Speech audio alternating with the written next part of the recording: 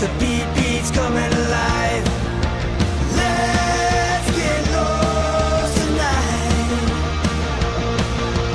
Lord, who's on my right?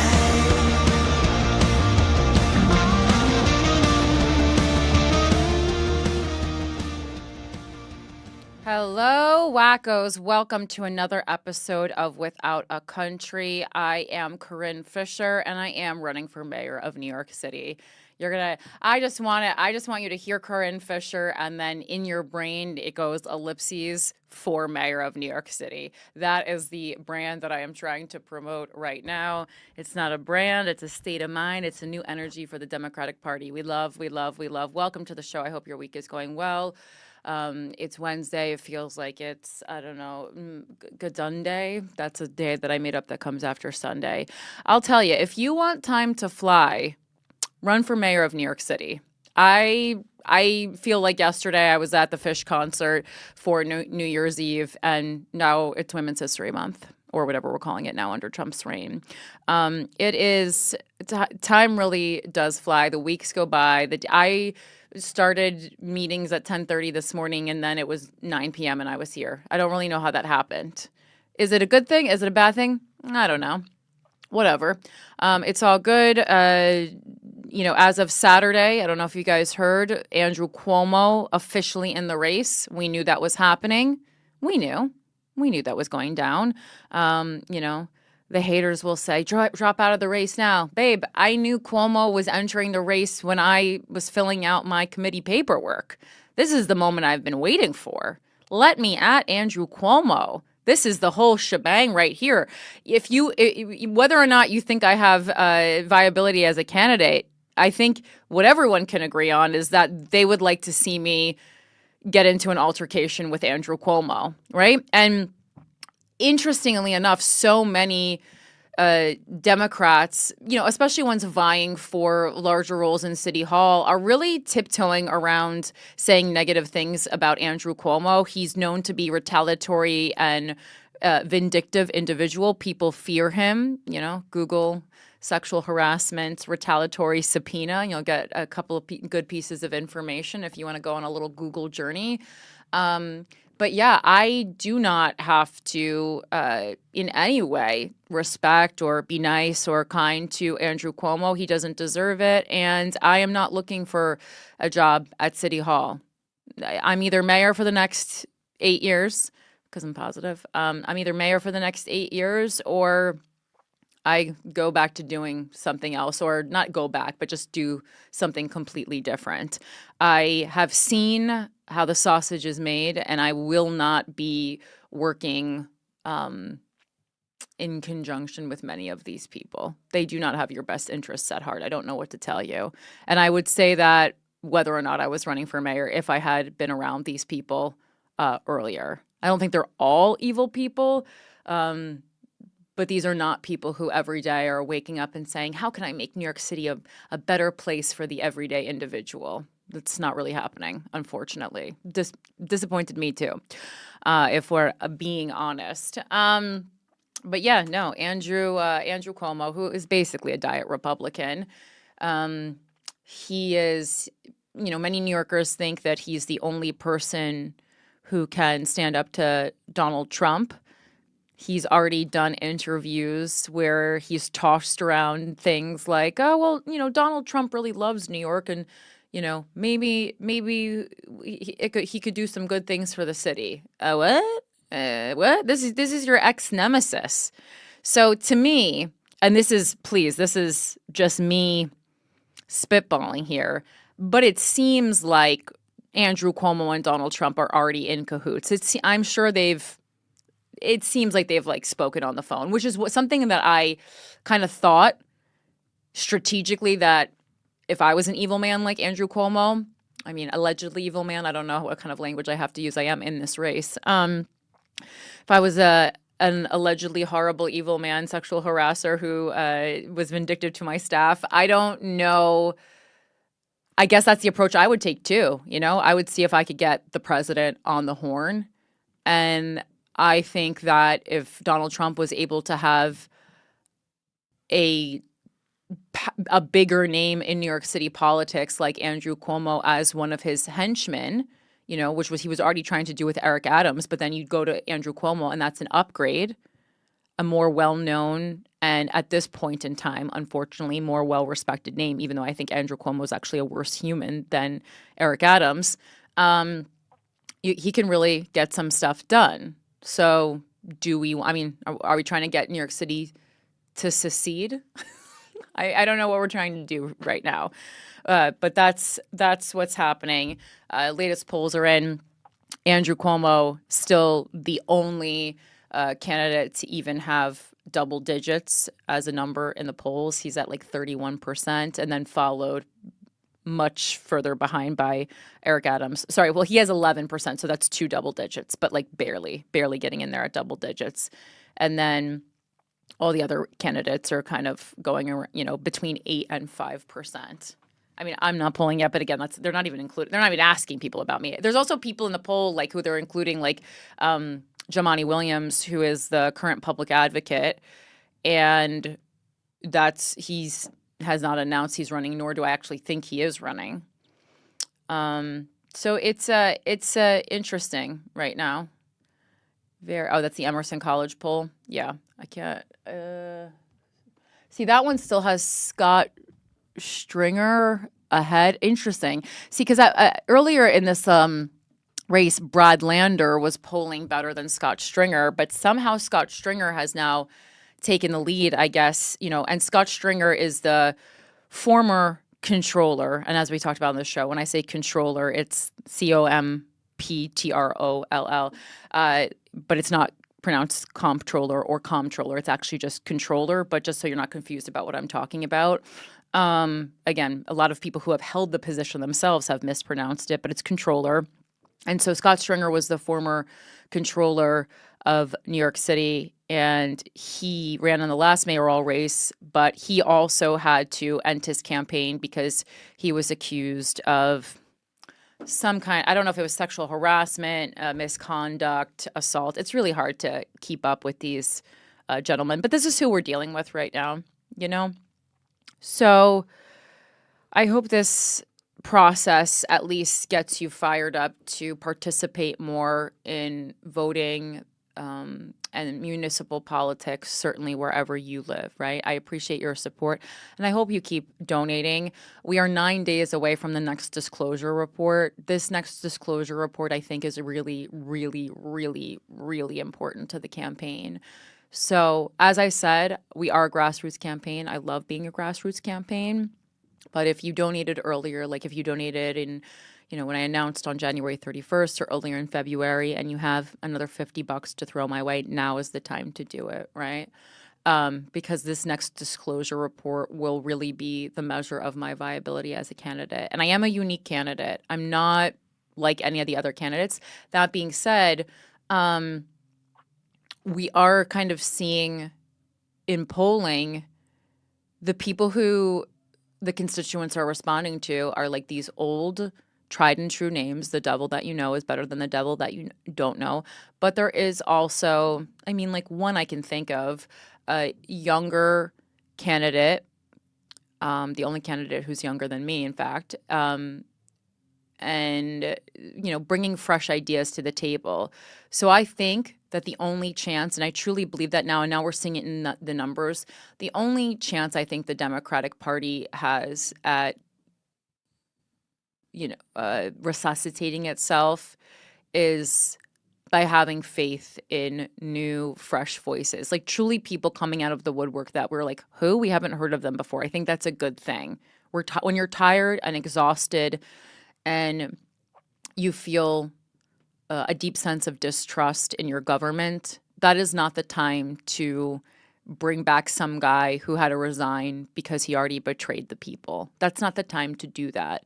When the Democratic Party is in a make or break situation, when we have been falling apart, when we can't stand up for ourselves, when we lack fresh voices. You see, why is, Jasmine Crockett getting so much play on social media? She's someone who is doing what I've been talking about on this show for years, speaking to people in regular human terminology and language, not using political jargon, just telling the people why it is, just getting on and say, why are we in love with Putin?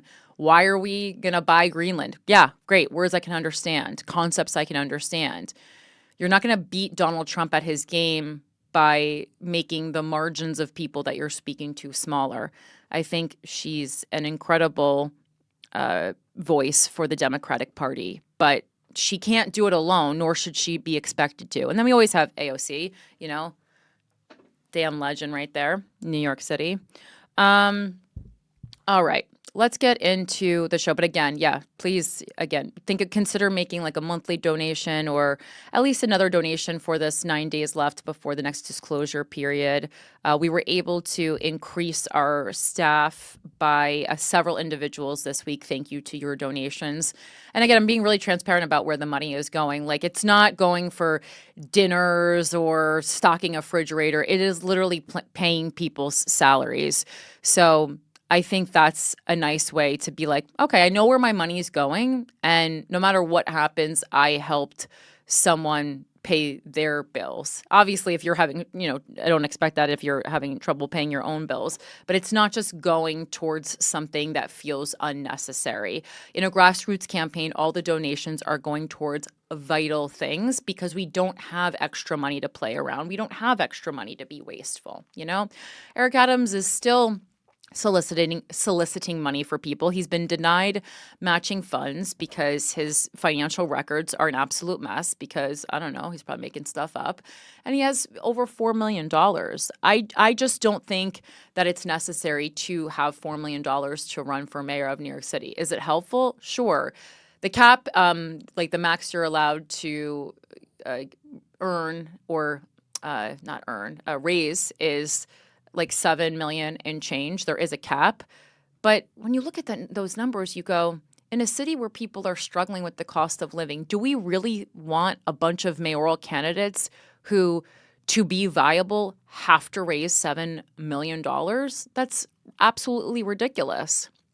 But we all feed back into it. Journalists and voters alike look at how much money is raised as a way to measure viability. Well, I guess we're going to be stuck in this capitalistic loop forever then, my guys, How about we start measuring candidates' viability by policy, by integrity, by track record, by someone not having a laundry list of sexual assaults, misconducts, and harassments, Just spitballing here again. Okay, well, that's not coming through my headphones. Take a deep breath. No, it is. All right. So that's my spiel for today. Obviously, also, if you're in New York City, we are still in the midst of petitioning. So please sign up to volunteer at CorinneFisher.com. I think this is a time when we realize that voting is not just enough. Please vote. Please vote in your municipal elections. But that's like the bare minimum. I've been thinking a lot about how much people fought and how much people were abused and died for the right to vote and how few people turn up at elections. And I find that to be quite upsetting. But again, I'll say this now and I'll say this every week until the end of the campaign. The votes do matter. We have so much power, and doing something small like volunteering a couple days for a candidate that you believe in, taking the time when you're running to the subway or whatever, mode of transportation you're using to sign a petition, donating $20 instead of getting a fourth cocktail. Any of these things are extremely helpful to the process. We can't just sit on social media and whine and complain as our party is falling apart. That's not the solution. All these kind of tactics we've used before aren't working, and so we just really need to try something new. All righty then. Let's get into the show. I mean, obviously, we're going to talk about Donald Trump addressing the nation last night. But before we do that, I do want to give a quick shout out to 2 new Patreon members. If you are interested in getting one additional exclusive video news story every week, you can head over to patreon.com/withoutacountry. But as I said, if you have limited means, financial means right now, I do advise you to donate to the campaign rather than this. They're both important, and obviously you're getting something, more tangible from your Patreon donation. So I totally get it. But I want to thank so much Nicole Engel. She is a cutie. And then Bobby Broadway, love Bobby Broadway, longtime supporter of so much of my work. You are a capitalist pig, but you gave more than you needed to, which is so generous of you. Thank you so much. So welcome to these two new Patreon members, although they've been floating around the ether for a while. Those, there's names that when you've been working in the public space for such a long time, you're like, oh, it's really this, the same names that you see supporting you again and again. And that's really lovely. You guys are my friends. Well, I mean, Bobby, I know you in real life. You've been to my baseball card store. Hello. All right. And then let's talk about what last night was, right? So I talked about this briefly on the pre-show for Without a Country on Instagram Live, but when I saw that Trump was speaking last night, I was like, I was like, is it already the State of the Union? And people were kind of referring to it as that. And I was like, this man just took office. This can't. How did I, that was what was going through my head. And then when you looked on the TV, it was calling it a joint remarks to Congress. That's what they were referring it to. So it wasn't by definition a State of the Union. Traditionally, a State of the Union doesn't happen until about a year after a president takes office. Again, which I talked about on the live. And I said, one of the things I actually do like about Donald Trump is how communicative he is with his constituents. I like that. I think that's a good thing, especially in a digital age where it's really, really simple. I do think you have to be careful what you say for, I don't know, national security, for hysteria, for not spreading conspiracy theories. And he certainly doesn't pay attention to any of those things. But I think in general, just the sentiment of being in constant contact with the people who elected you, and really conveying to them what's going on in the country in which they live. I think that's a positive thing. I do think Donald Trump's approach needs polish, but much of what Donald Trump does needs polish. So yes, this was by definition joint remarks to Congress, and the APnews.com explains what that is in an article called Why Trump's Joint Remarks to Congress Won't Be a State of the Union Address. This is by Meg Kennard. President Donald Trump on Tuesday night will stand at the front of the U.S. House chamber to address a joint session of Congress, the first of his second term in office. It looks like the State of the Union and will be carried on live television, just like those annual addresses are, but it's called something else, a joint address to Congress, and it has its origins in the first term of President Ronald Reagan.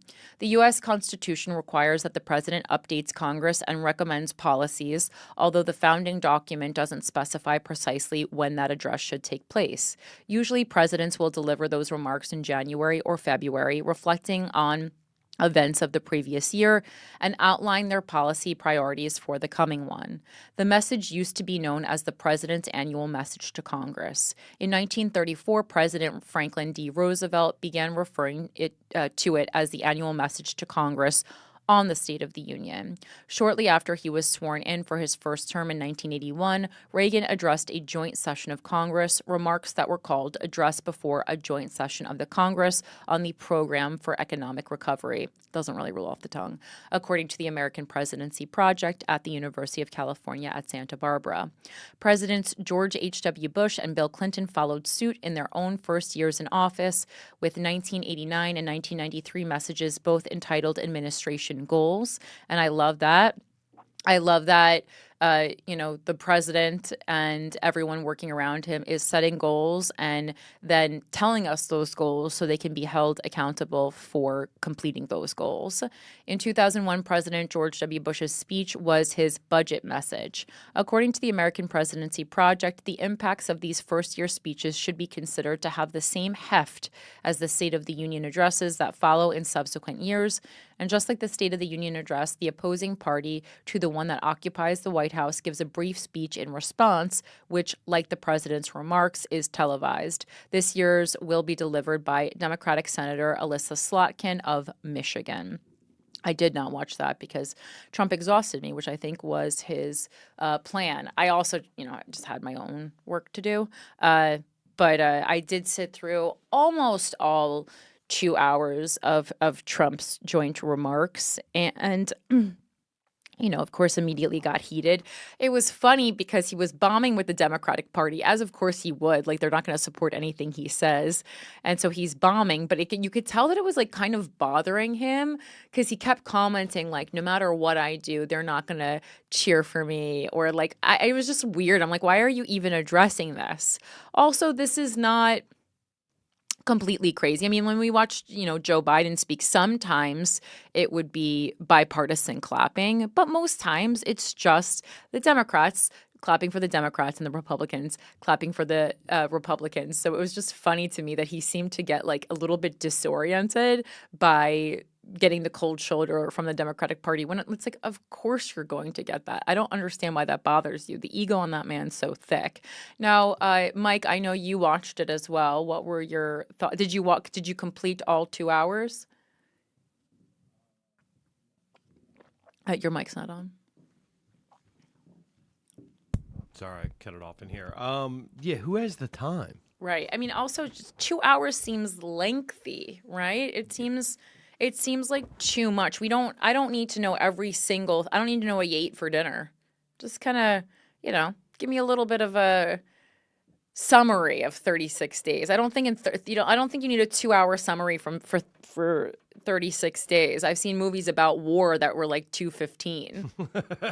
Yeah, I mean, I did not, I didn't care for the like the whole thing of like, yeah, exactly what he said. Like the Democrats booing for him, Al Green making a big show of getting kicked out. See, I liked that. Yeah, I mean, only one with a backbone, in my opinion. Okay, then why show up? I hear that. I hear that as well.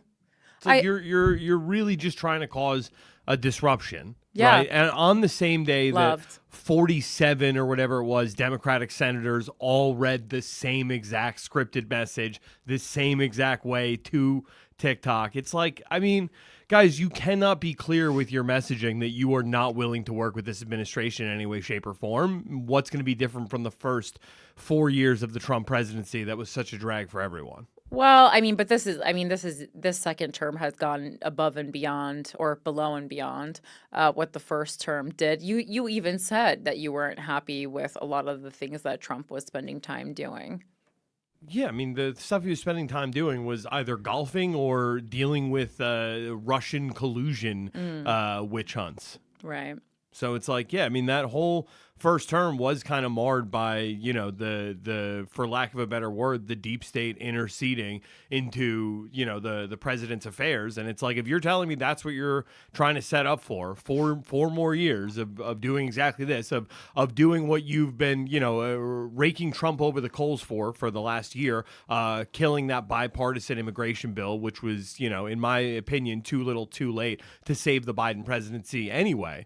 Right. But you've been killing Trump for killing that in Congress, right? Why then is your first instinct to be like, nope, this is all civil disobedience for the entire time he's speaking?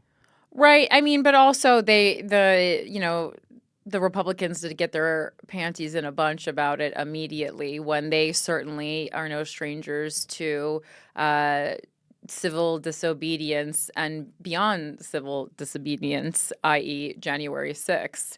That many of people on the right supported. So it's like, but I think both sides do have a bit of a case of we can dish it, but we can't take it.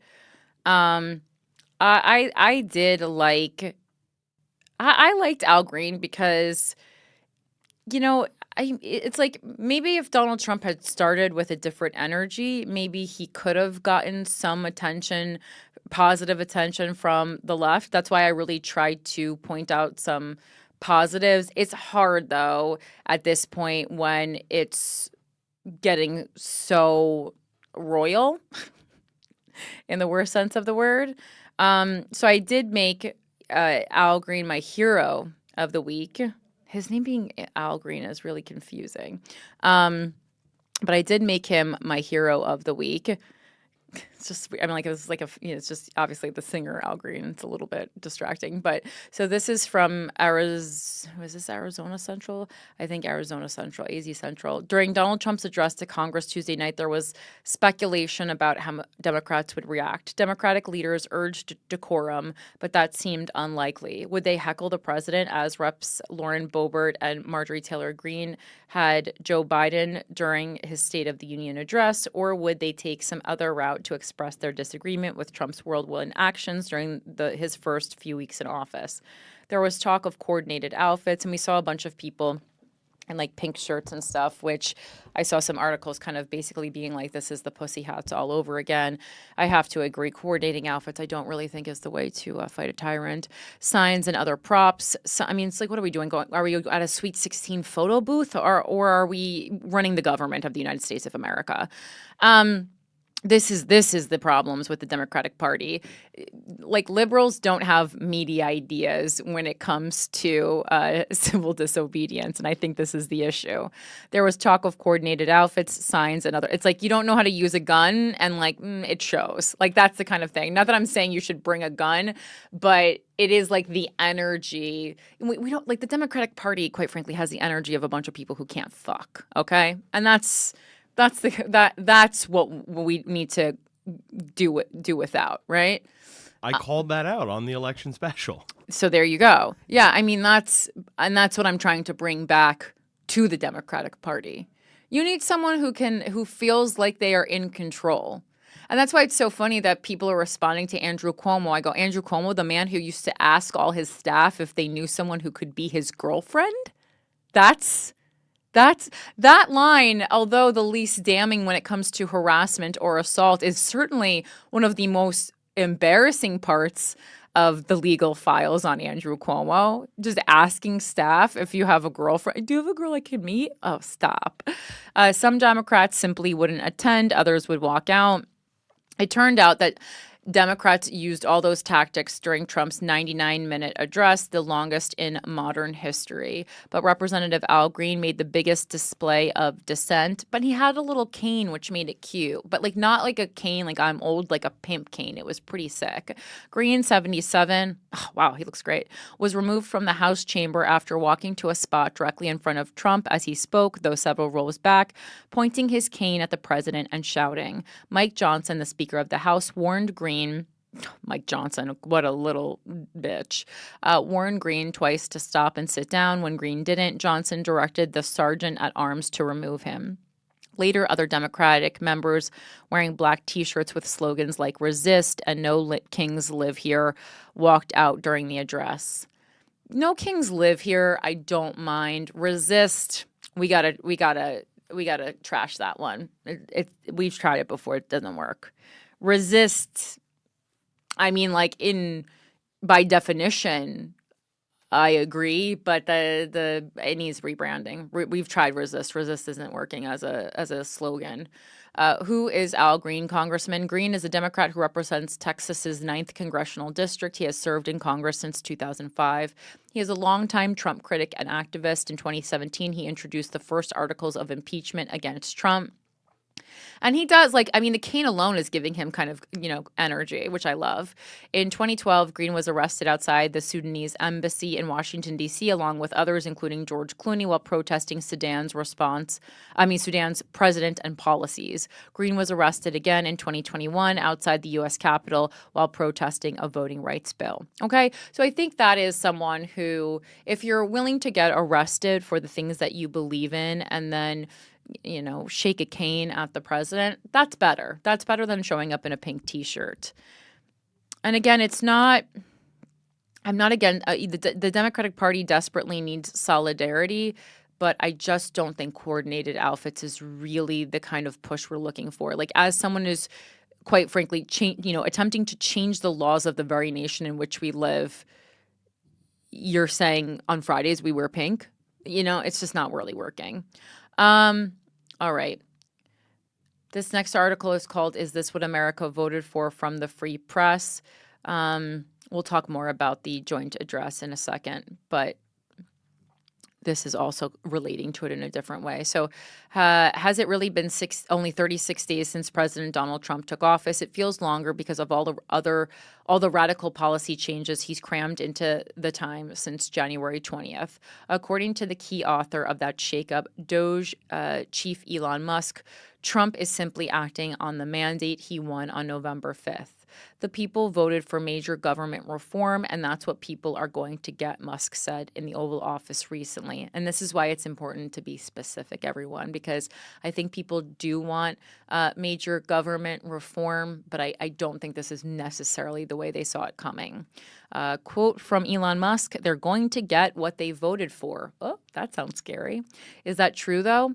The 77,284,118 people who voted for Trump, 49.8% of the total, wanted a change from the Biden administration. But did they want all of this? Maybe not.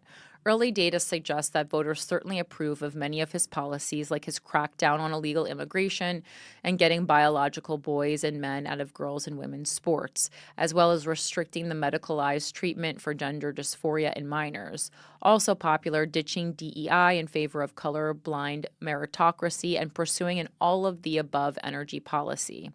Doge, however, is another story. On a superficial reading of the data, it would appear that the public is on board with Musk's attempt to root out government waste.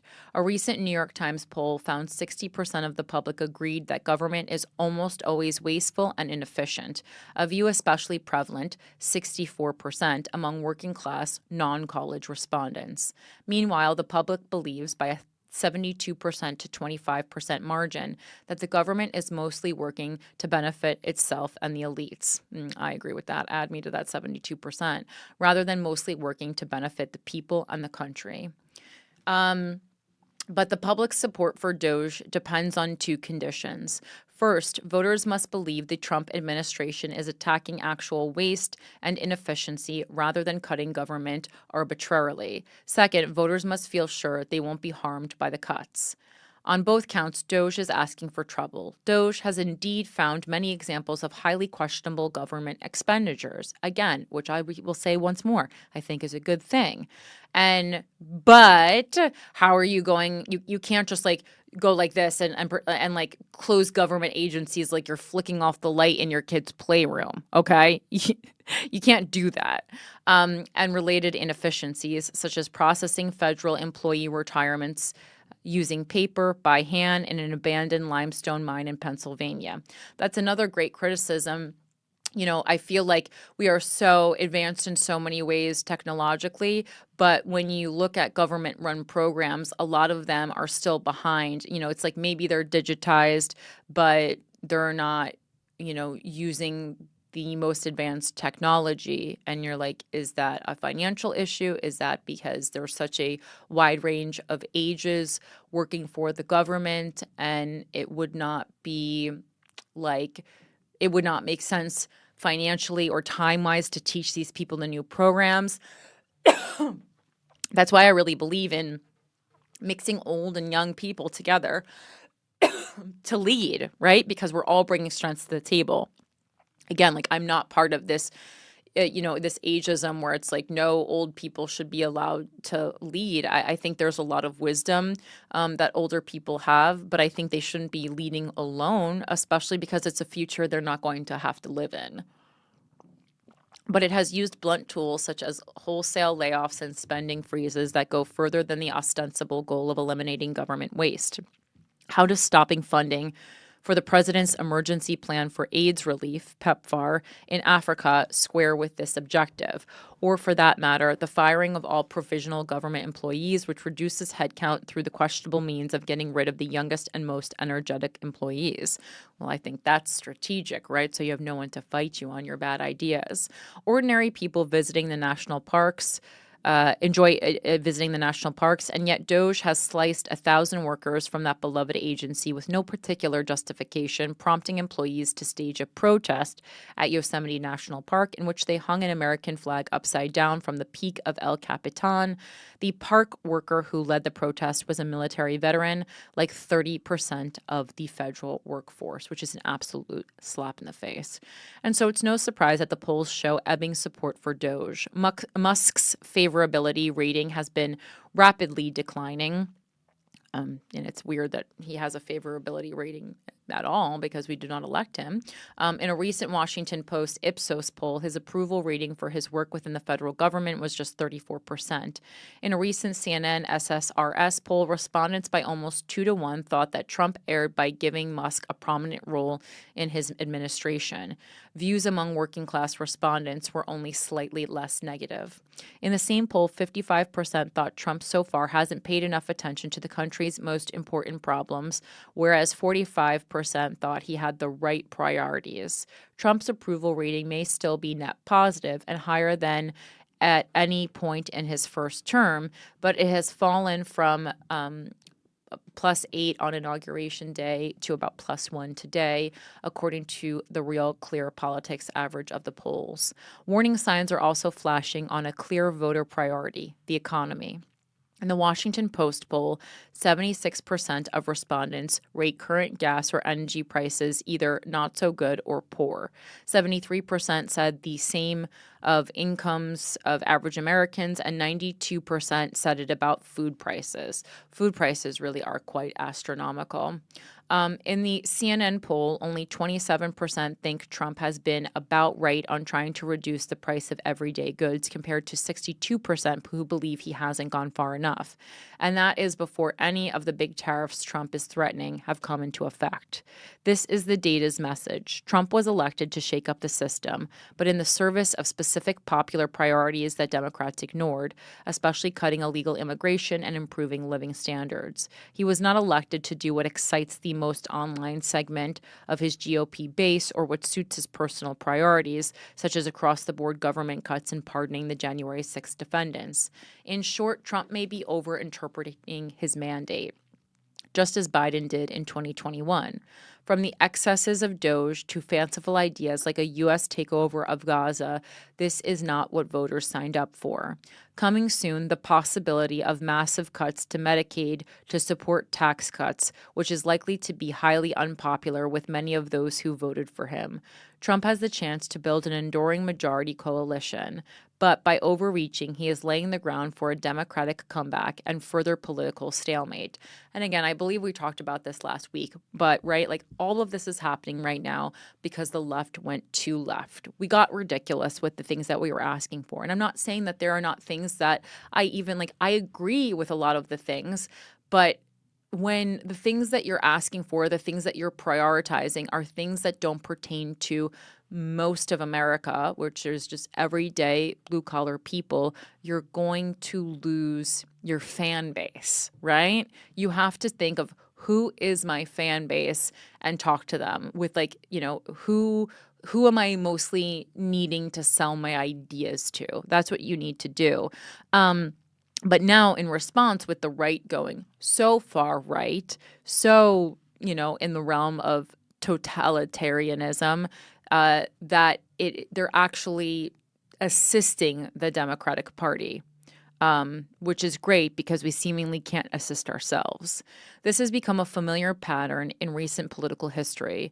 As my AEI colleague Yuval Levin and I wrote in a paper last year called Politics Without Winners, parties have time and again prioritized the wishes of their most intensely devoted voters who would never vote for the other party, over the priorities of winnable voters who could go either way. They have focused on fan service, satisfying their most partisan and loyal constituencies. 36 days into Trump 2.0, that still sounds right, So that, that's the strategy here. There's this big chunk of people who are like independent or who kind of don't like what either side is serving. How do you get those people on your side? This article is exactly right. There are some people who pretty much no matter what they do, whether they like you or not, like this is not This does not need to be, you're not trying to get people to like you. You're trying to get people to vote for you. And those are two different concepts, right? So again, people who vote left, unless you do something crazy and then maybe they would opt not to vote at all, are still going to vote left. And people who always vote right are going to always vote right. There are some people, though, who go back and forth and really vote depending on the candidate, which I actually think is what you should be doing. You should not just be voting for a left or a right candidate. You really should be looking at the candidates and say, who do I think makes the most fit leader for the place that we need governed? And, oftentimes for me, that does mean just voting for someone on the left. I don't know that I've ever voted for certainly nothing major for a Republican, but I'm not opposed to it if someone brought some really good, interesting ideas to the table. Donald Trump is not that guy for me, but he was that guy for many people. All right, let's get into the Washington Post's coverage of the address to Congress. They said, you've never heard that in a presidential address to Congress before. Deepfake, vegan, and other words Trump introduced to the State of the Union style address lexicon. Speaking about contemporary subjects and describing his opponents in harsh terms, President Donald Trump used more than 24 words Tuesday night that had never been spoken in a State of the Union or similar address to Congress. The president sketched rivals as left-wing, weaponized lunatics, ideologues, and in a dig at Senator Elizabeth Warren, Pocahontas. And talking about transgender transition care, which he called the sexual mutilation of our youth, Trump used for the first time pronoun and a few words about sports, volleyball, weightlifting, and varsity. Trump mentioned deepfake and open AI when talking about the growth of artificial intelligence. Describing his work with billionaire Elon Musk, Trump brought up databases, scams, and Doge, and unusual adjectives linked to spending that had been targeted. Sedentary, circumcision, vegan, and sesame, in reference to a version of the children's show Sesame Street intended for an audience in the Middle East. Talking about crime and immigrants, Trump introduced the terms gunmen and bats, as in weapons, not the flying mammals. The president was the first to mention autism in describing Health and Human Services Secretary Robert F. Kennedy Jr.'s assignment to investigate the condition. His speech was the first to bring up Greenland in that kind of address to Congress. And talking about foreign aid spending, he also cited for the first time Uganda, Moldova, and Lesotho. And I mean, if you were watching, he literally brought up like those places and he was like, who's ever heard of those? Why are we sending money to those? Which to me is a celebration of being uneducated. And in a time when literacy skills are falling, I don't think the president of the United States should be celebrating not knowing that places exist on the planet. I mean, call me crazy.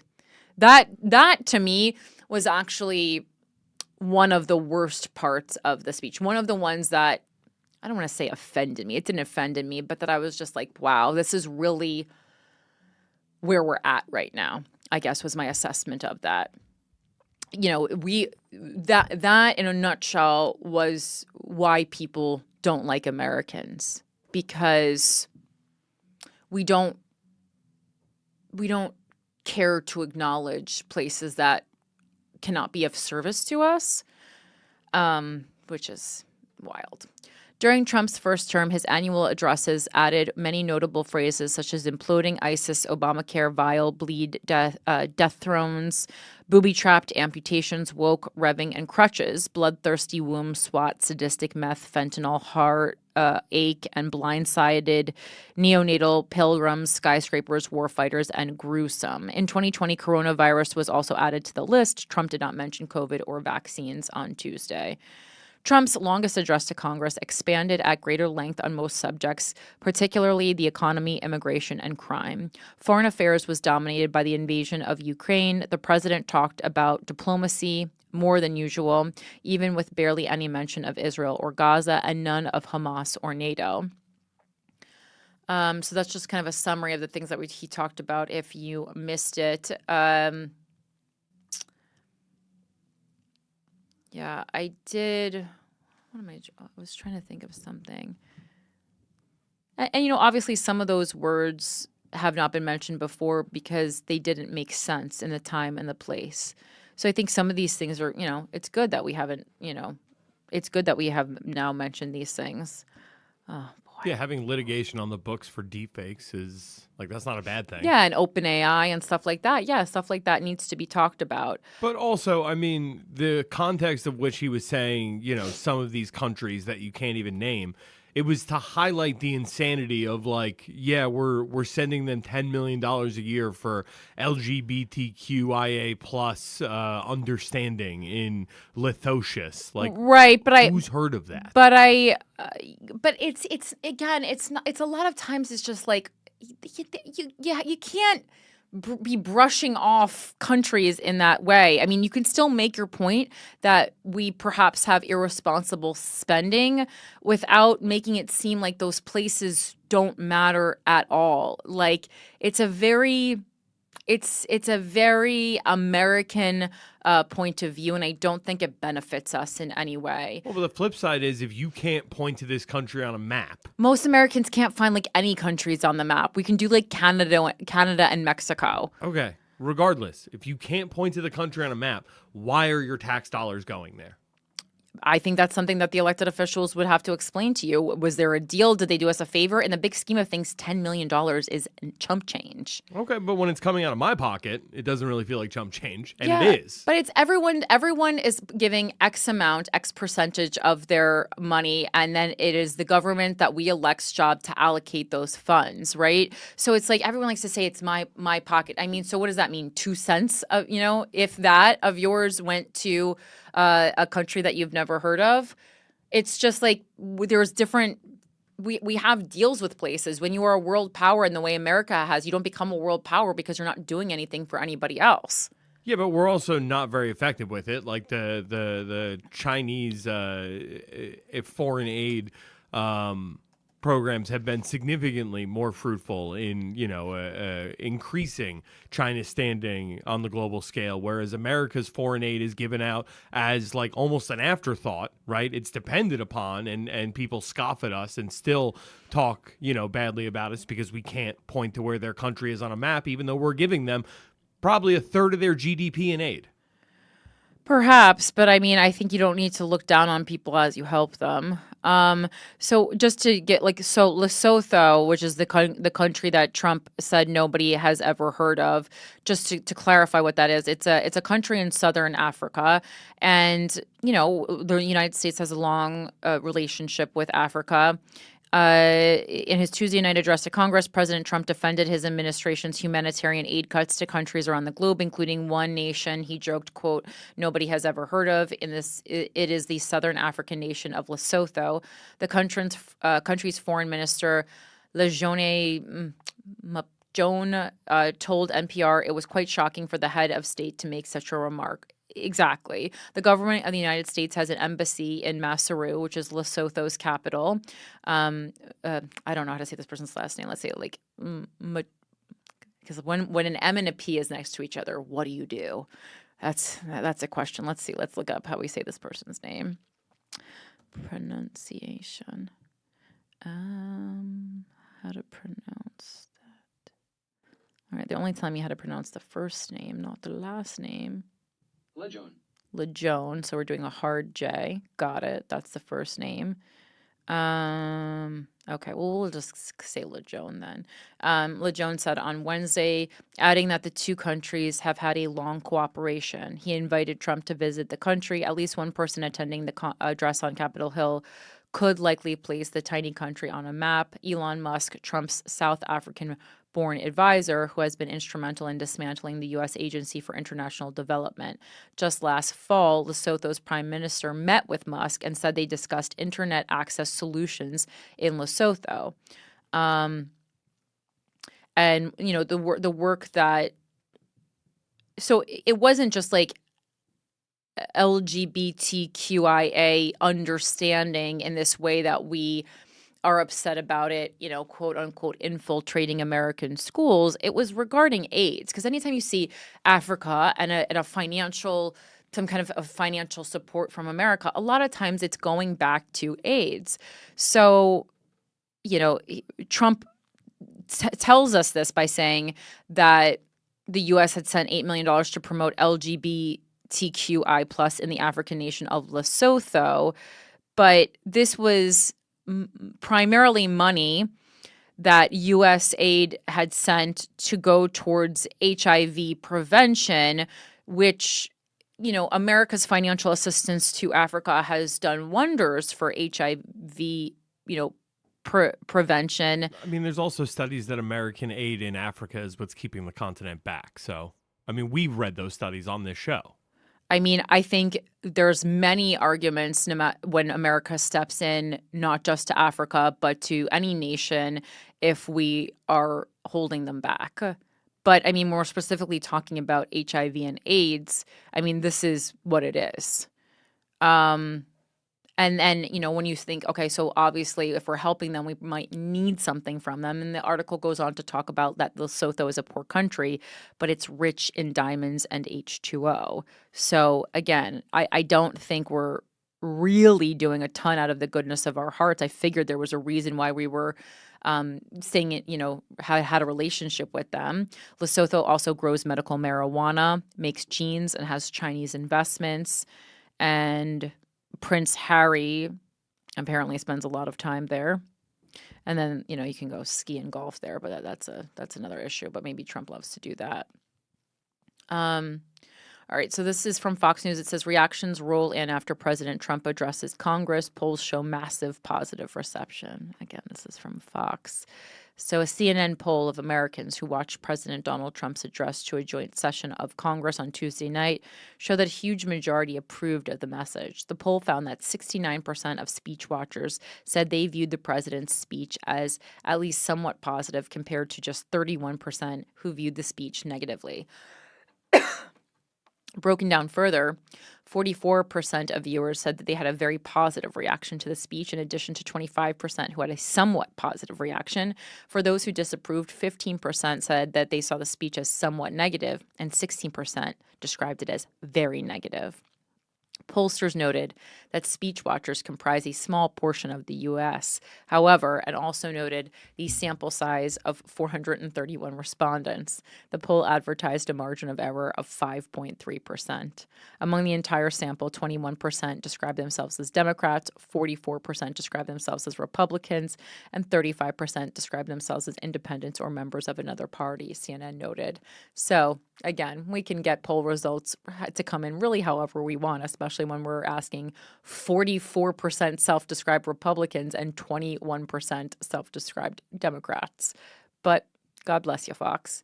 And then last that we'll talk about this is from Slate. Trump's plans for the rest of the world are truly unhinged. Again, now we're going pretty far left. From Fox, this is by Fred Kaplan. President Donald Trump spent only 15 minutes of his nearly 2-hour speech Tuesday night on foreign policy, but those minutes were as full of falsehoods, distortions, and personal insults as the rest of what must be the most angrily divisive presidential address to a joint session of Congress.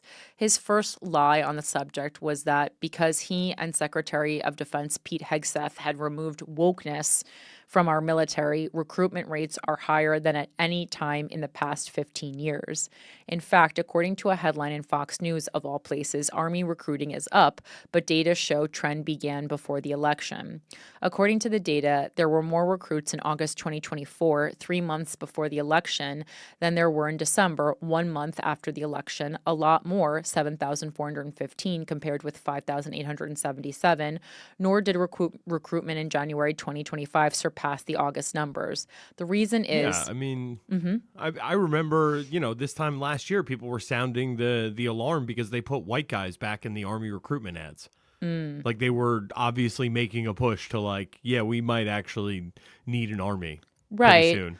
Because it's, it's not looked upon with everyone, worldwide does not agree that it is the honor that we once thought it was. And I think many people have caught on to the fact that the government is using low income individuals to fight wars that they start from the comfort of their offices and the comfort of their expensive suits. But also, I think, people might be more interested in signing up for the military in a time when people are not doing well financially.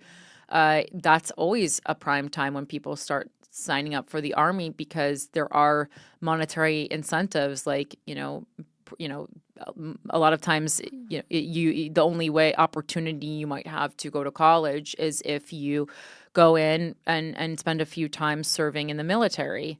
And, on paper, especially when you're young, you're kind of like, okay, well, I could do a couple years in the military if it's going to pay for all my college, right? Like, that does seem alluring. The reason is that back in 2023, the military put 1,200 more recruiters in the field and set up a 6-week pre-boot camp to help lower performing recruits meet the required standards. This highlights an ominous fact for the future. The nation is having a hard time recruiting physically and mentally fit people to join the military. Well, that's because we don't concentrate on being physically or mentally fit, There's a lot of people who are unwell mentally, and we go, oh, just engage in some self-care, take a bath. No, please take a pill. However, steps were taken to, RFK might take this away though. However, steps were taken to adjust for that in the final year and a half of the Biden administration, and higher numbers were achieved during that time than at the time since Trump was elected. The second howler of the night was Trump's characterization of what he is now calling the Golden Dome system to defend the United States from nuclear attack. Oh my God, I almost forgot about this part. He said that President Ronald Reagan wanted to create such a defense, but the technology didn't exist. Now we have the technology, Trump claimed. Oh, looks like someone got a library card and has been reading some bios. It's incredible, actually. And other places, they have it. Israel has it, other places have it, and the United States should have it too. All of those sentences are false. Israel's Iron Dome program is designed to intercept missiles with a range of 40 miles traveling at twice the speed of sound.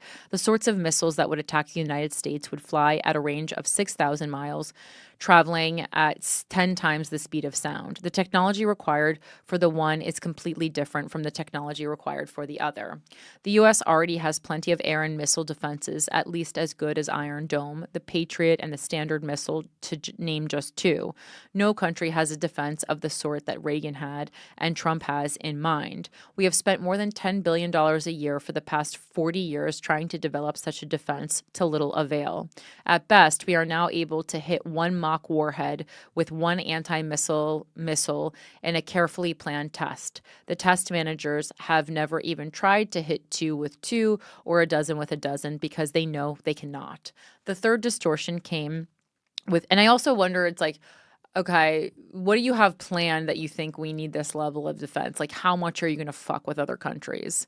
The third distortion came with Trump's announcement that he would create an office of shipbuilding in the United States. He didn't say what such an office could do that the U.S. Navy could not. We'll wait for details.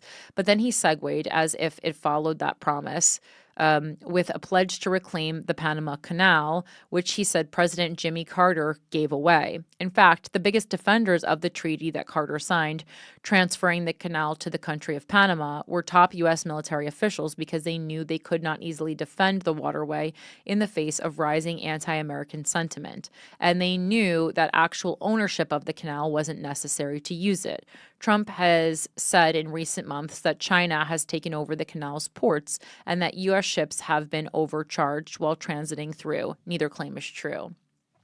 He then said that he was putting... Whoa. I mean, yes. How are they saying that's not true? I mean, China does have undue influence in Panama right now, which is bringing into question the neutrality that Jimmy Carter signed into the initial treaty. Well, this is clickable.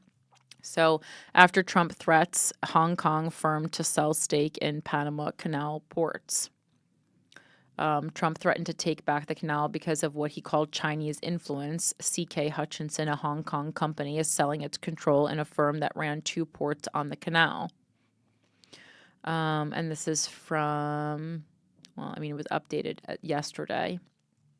But A Hong Kong-based company announced Tuesday that it would sell its stake in 2 ports on the Panama Canal to a U.S.-led consortium, apparently responding to President Donald Trump's threats over what he called Chinese influence at the critical waterway. Trump has warned the United States could reassert its control over the canal, which it handed over to Panama in 1999 under a 1977 treaty. In his inaugural address, the president said, "China is operating the Panama Canal, and we didn't give it to China, we gave it to Panama, and we're taking it back." Panama's president has insisted he has no intention of returning the canal. He has pointed out that China does not run the waterway. It is managed and operated by the Panama Canal Authority, an independent government agency. Crap, I closed the entire article. I hate when it does that. Okay, let's see. The second howler.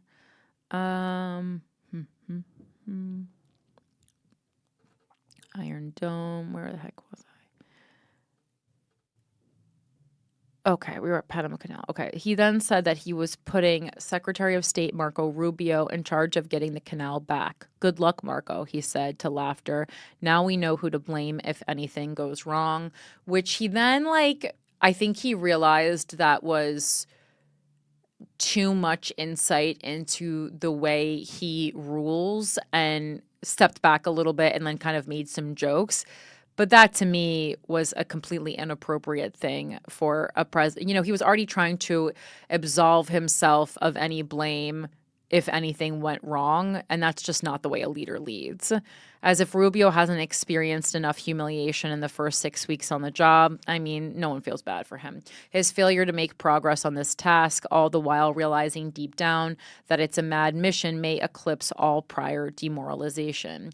Then came Greenland. At first, Trump seemed to soften his earlier commitment to get Greenland. He said, as if speaking to that country's citizens, "And if you choose, we welcome you into the United States of America. We need Greenland for national security and even international security, and we're working with everybody involved to try and get it. But we need it, really, for international world security, and I think we're going to get it." Then he added, "One way or the other, we're going to get it," thus renewing his threat, which, again, another line that I thought was highly inappropriate.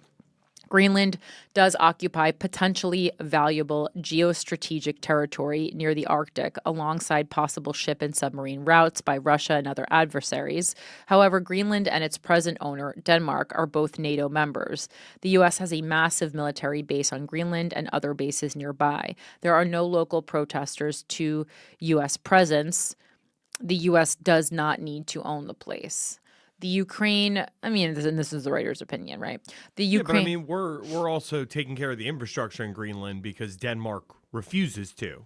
And the only other option was letting the Chinese build their infrastructure. So, if we're already taking care of the infrastructure of a place and Denmark refuses to do it, what's the downside of them selling it to us? I don't necessarily think that's the problem. I think the problem is making threats like one way or another, we're going to get it. That's my issue with this. Look, if Trump wanted to, Danny Polishchuk actually had this idea. If he wanted to, he could just open citizenship and say, hey, anybody who's a Greenland resident right now, show up with your Greenland passport. We'll exchange it for a U.S. one. You're a citizen today. 80% of the country is just American, and that is you just bought the country without having to go through anyone. Do you think that 80% of Greenland would be interested in becoming American citizens? Yeah, for sure. Most of the civilized world, if they had the choice. See, I think that's something that we have convinced ourselves of. That's narcissism, and I don't really believe that to be true. I don't think I've ever met anyone besides a handful of Canadians who were like, I'd rather be American, and it's never happened. Do most people in Greenland want to be American? The first response is Greenland Prime Minister rebuffs Trump. We do not want to be Americans. The Prime Minister has to say Yeah, that. dude. That's a bit of that on a show about bias. I would say the Prime Minister of the place probably has a bit of bias. It said, Al Jazeera is reporting that the majority of Greenland's population wants independence. The Guardian is reporting that 85% of Greenlanders do not want to join the U.S. So, and also out of all the times in history, the way the world is seeing us right now, it feels like there's a lot of unrest. I think perhaps there have been other times in history when a lot of the other parts of the world would be interested in becoming American. It also depends what your goals for your life are. I mean, I think the number one group of people who always want to become Americans, and the only reason that most people I know end up becoming American citizens, it's either if they're coming from a place where they really need to truly seek refuge. They're a refugee. They're coming from a place of war and crime and deeper corruption than ours, and it's truly unsafe for them to live there. So that's number one reason. And then number two is because you want to be famous. So that's not up for dispute. If you want to pursue fame in the way that we know it, America is really the only place where you can achieve worldwide fame on the level that many people on a quest for fame are looking for. So if you're in the entertainment business, and again, that's obviously because I am in the entertainment business, but most of my friends who are like, yeah, I wanted to be American, they wanted to be American because they wanted to become rich and famous, not because they actually thought it was a better place in which to live. It was a better place to achieve their specific personal goals. Greenland. Okay. The Ukraine portion of Trump's speech was filled with exaggerations. He said the U.S. has donated $350 billion to Ukraine, while all of Europe, which should have a higher stake in the country's defense, has only given $100 billion. In fact, the U.S. has given $175 billion, half as much as Trump claimed, of which $66 billion was in military aid, much of which was paid to American defense manufacturers. Meanwhile, the European Union and its member states have provided about $200 billion, more than the United States. But then came an interesting, possibly hopeful twist, the only one in the entire speech. He read parts of a letter from Ukrainian President Volodymyr Zelensky saying he is ready to come to the negotiating table as soon as possible, ready to work under Trump's strong leadership. I appreciate that he sent this letter, Trump said, signaling a possible do-over of the Oval Office meeting last week in which he and Vice President J.D. Vance screamed at Zelensky for being insufficiently thankful to his hosts. Trump then said he'd spoken with Russian President Vladimir Putin, who told him that Russia is ready for peace too. Wouldn't that be beautiful, Trump mused. We'll see what kind of peace Putin wants. We'll also see if Zelensky's letter moves Trump to reverse his decision to halt all arms transfers to Ukraine, even the arms in the pipeline. That would be less likely. When he itemized, though incorrectly, the billions that the U.S. has spent on arms for Ukraine, many Democrats started applauding for the first and only time in the speech. Why is that funny to you, Michael? Because you're just openly the party of warmongers. Well, you guys like you're family people, so you like unrest in your own nation, not with other people. I just think it's like the only part that anyone on the blue side of the aisle popped for was, yeah, let's keep a war going on across the world, which doesn't affect us at all, but lines all of our pockets. Woo! I mean, I think the way they're looking at it is defending Ukraine against Russia. I don't think they're like. I'm sure these people that obviously don't care about American citizens are they care so much about Ukrainian citizens. Yeah, but I mean, see, this is the thing. I would agree with you that Democrats want to line their own pockets, but I don't think. But you're acting like Republicans actually care about people, and that's the part where I do not agree with you. I don't think either party actually cares about the people that it's selected to govern for the most part. They only care about Israel. Everybody knows this, but I just think it's I think it is funny anytime where, we can't agree on anything that Trump has done, but we are pretty hyped that bombs are still going to Ukraine. Trump looked over at them and muttered, "You like that?" Then he said, "Pocahontas says yes." Pocahontas being his belittling nickname for Senator Elizabeth Warren. To her credit, the camera showed her smiling and nodding in response. As usual, Trump spent more time and energy chiding Warren, other Democrats, and especially former President Joe Biden, calling him the worst president, among other insults, than he spent criticizing any of the country's adversaries. To any foreigners watching the speech to glean Trump's priorities, that said it all, and it wasn't at all assuring. Yeah, I mean, that's just like when a couple is having problems and then they start getting in fights in public rather than dealing with it at home. That's kind of how Trump is residing over the United States. I don't think we fully went over what went on with Trump and Zelensky. I mean, Washington Post did do 4 takeaways from the Trump-Zelensky meeting that devolved into a shouting match, the key moments in a series of heated exchanges and what it all means. So I think that is worth looking into. This is an analysis by Aaron Blake. President Donald Trump, Vice President J.D. Vance, and Ukrainian President Volodymyr Zelensky on Friday, and this article is from February 28th.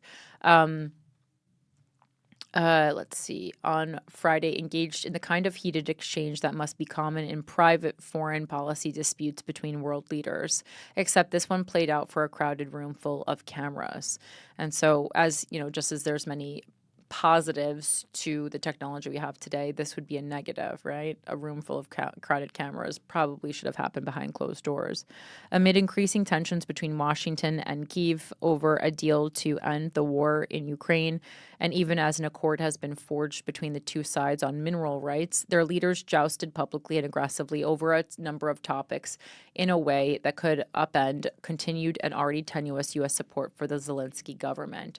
The war of words included how willing Ukraine should be to cut a deal, how strong its bargaining position is, basic facts about the war, and whether Zelensky has been sufficiently grateful to the United States for its help. It was a lot to absorb. Below are some takeaways. A brief summary. There was much back and forth, but it basically boiled down to Trump and Vance casting Zelensky as ungrateful and uninterested in cutting a deal with Russia to end the war. Zelensky also suggested that Trump and Vance were insufficiently skeptical of Russian President Vladimir Putin's intentions. To summarize, Trump responded to a question from a reporter about whether he was too aligned with Putin by arguing that his softer approach was necessary. You see, the hatred Zelensky has got for Putin, Trump said, with Zelensky sitting right next to him. It's very tough for me to make a deal with that kind of hate. He's got tremendous hatred, and I understand that, but I can tell you the other side isn't exactly in love with, him either. Vance, in a particularly eye-popping moment, then interjected and argued it was time for diplomacy rather than thumping our chest, which is an ironic thing for him to say, like he said President Joe Biden did with regard to Russia. Zelensky seemed to take exception to this, saying Putin wasn't a reliable negotiator and had reneged on past deals. Vance then got more aggressive, responding by calling it disrespectful for you to come to the Oval Office to try to litigate this in front of the American media.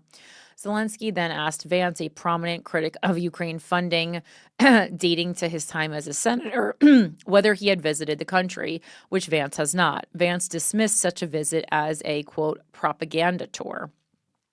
Zelensky suggested that letting Russia expand westward would eventually reverberate in the United States, too. Trump repeatedly objected to this, and Zelensky responded that he was talking only about Russia's influence. That comment turned up the volume even more. Trump proceeded to expound at length on how Ukraine was in a very bad spot and needed the United States, suggesting Zelensky should be more careful. Vance noted that Zelensky hadn't yet said thank you for its help. Zelensky quickly did and criticized him for appearing with Democrats in Pennsylvania late in the 2024 election season. It's going to be a tough deal to make up because the attitudes have to change, Trump said. After things calmed a bit, Trump reflected, this is going to be great television, I will say that. Well, always the performer, In as telling a picture as any, Ukraine's ambassador to the United States, Oksana Markarova, at one point put her head in her hand for a prolonged period. God bless. Trump's factual flub set things off. One moment in particular epitomized Trump's fact-challenged yet boisterous approach to mediating a deal to end the war and seemed to set things off. After Zelensky talked about how Russia annexed Crimea from Ukraine in 2014 with little Western intervention, Trump, or is it Crimea? Trump cut in and tried to correct him. I feel like I've looked this one up before, but some things don't stay with me. Okay, let's look it up real quick. Pronunciation. Always time for pronunciation. Crimean. Oh, well, that's wait, no, I said Crimea. Or Crimea. Oh, Crimea. Okay. Crimea from Ukraine. 2015, Trump said suggesting Zelensky had gotten the year wrong.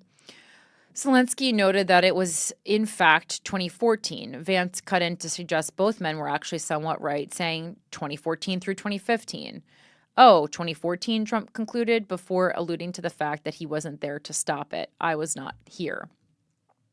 It was a minor detail in the exchanges, but also a striking one at a potential turning point. Here was Trump confidently, yet wrongly, trying to correct the leader of another country about when a portion of his own country was taken over by force. I feel like that you would remember that. I think you jot it down in your diary. And then you had Vance trying to rescue the point. Certain fallout from the Russian annexation did linger into 2015, but the main event was in early 2014. 2 points. One is that it was the third Oval Office meeting this week featuring a factual dispute about Trump's and Vance's claims, with the other two involving French President Emmanuel Macron and British Prime Minister Keir Starmer. The second is that this appeared to be the moment things took a turn. Vance had argued that diplomacy was the path to ending hostilities, but Zelensky took exception to that, or at least the White House's version of diplomacy, noting that Russia had reneged on previous agreements. What kind of diplomacy, JD, are you speaking about? Zelensky said. What do you mean? And they were off. 3, Trump's kid gloves with Putin loom large. As ever, Trump's softer touch with Putin than with Zelensky was evident. You want me to say really terrible things about Putin and then say, hi, Vladimir, how are we doing on the deal? Trump said toward the beginning. But Trump has had no problem saying terrible things about Zelensky recently, including falsely claiming that Zelensky is a dictator and that Ukraine started the war. Russia illegally invaded Ukraine, while Zelensky had hit back at Trump by saying he lived in a web of disinformation. Trump got the ball rolling on criticizing Zelensky, and notably in a way he almost never does with Putin. Later in the meeting, Trump evinced some sympathy for Putin. Let me tell you, Putin went through a hell of a lot with me, Trump said. He went through a phony witch hunt where they used him and Russia. You ever hear of that deal? That was a phony Hunter Biden, Joe Biden scam, and he had to go through that. It was an extraordinary comment. Trump has gone further than the evidence suggests in claiming his own exoneration in the Russia investigation, but here he was suggesting Putin had also been wronged in the process. Multiple U.S. governments in efforts, including the Special Counsel Russia investigation and a bipartisan Senate committee report, have detailed Russia's interference in the 2016 election, but Trump has always sought to cast doubt on that. And again, his approach to the invader and the Ukraine war was very different from his approach to the invaded. And number 4, the big question, how it could play. The most important question, of course, is what such a heated public disagreement means for the war moving forward. The United States is the biggest source of aid to Ukraine, and losing that money and those weapons would have an existential impact on Ukraine. Was this Zelensky just losing his cool, or was there some strategy at play? The first thing to note is that Trump is a very transactional president whose chief concern often seems to be how much you praise him. He often wields huge power. It's why you generally see world leaders and other politicians take care not to criticize him. Zelensky, sounds like someone I know, Andrew Cuomo. Zelensky certainly risked raising Trump's ire and the country by Trump, and Trump and his defense secretary have made comments this month that could hurt Ukraine's bargaining power.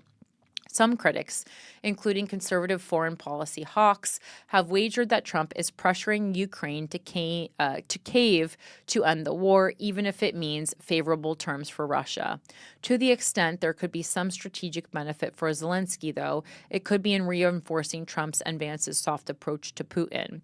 Here were the leaders of the United States dressing down no less than the leader of a devastated country very publicly while legitimizing Putin. Americans overwhelmingly side with Ukraine in the conflict.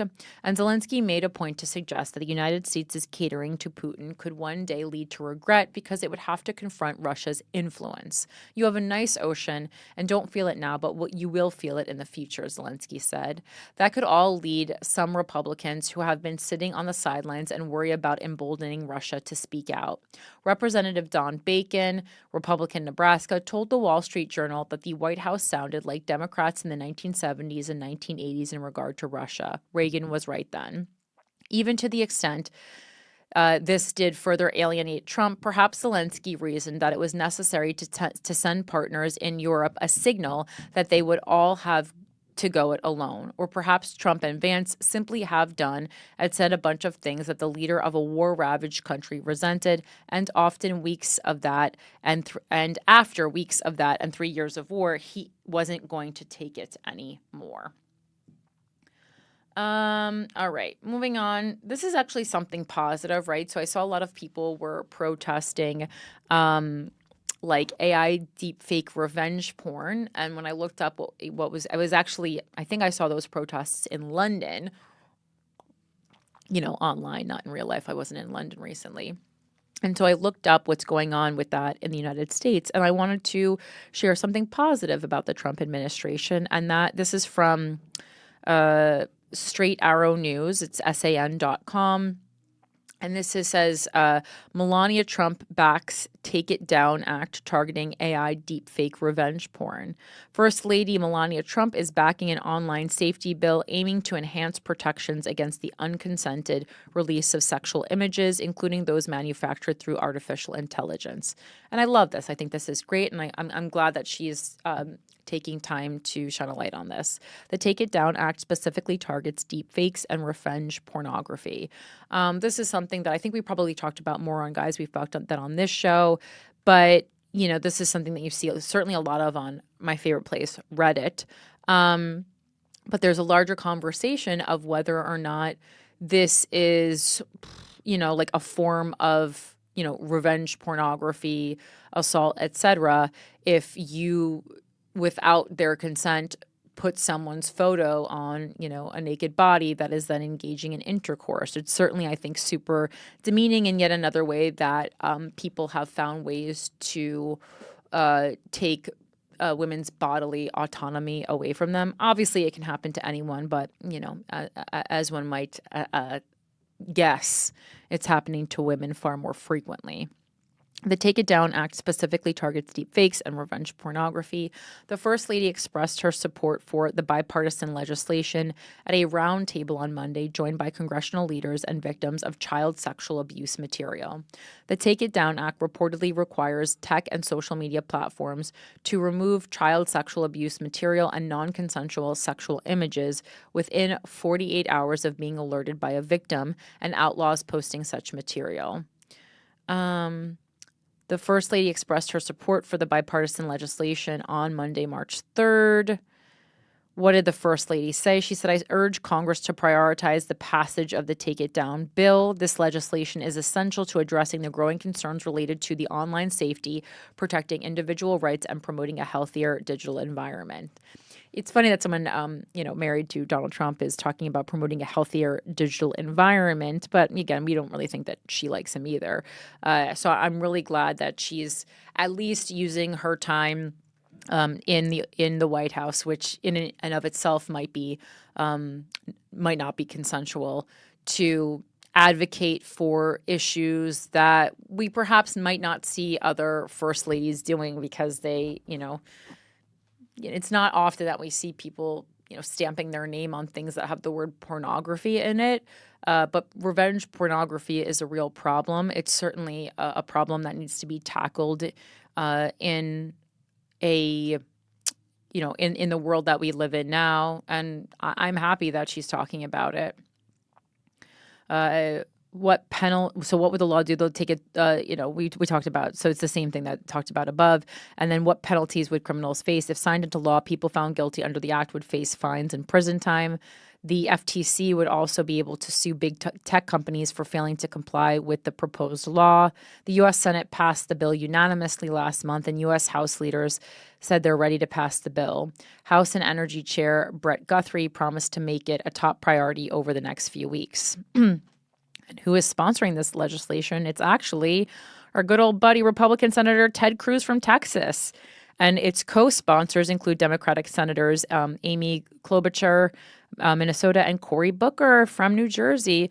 So I like that this was something that people from both sides were able to work together on. I think those are important, even if small, positive milestones that need to be celebrated. So great, good for you guys.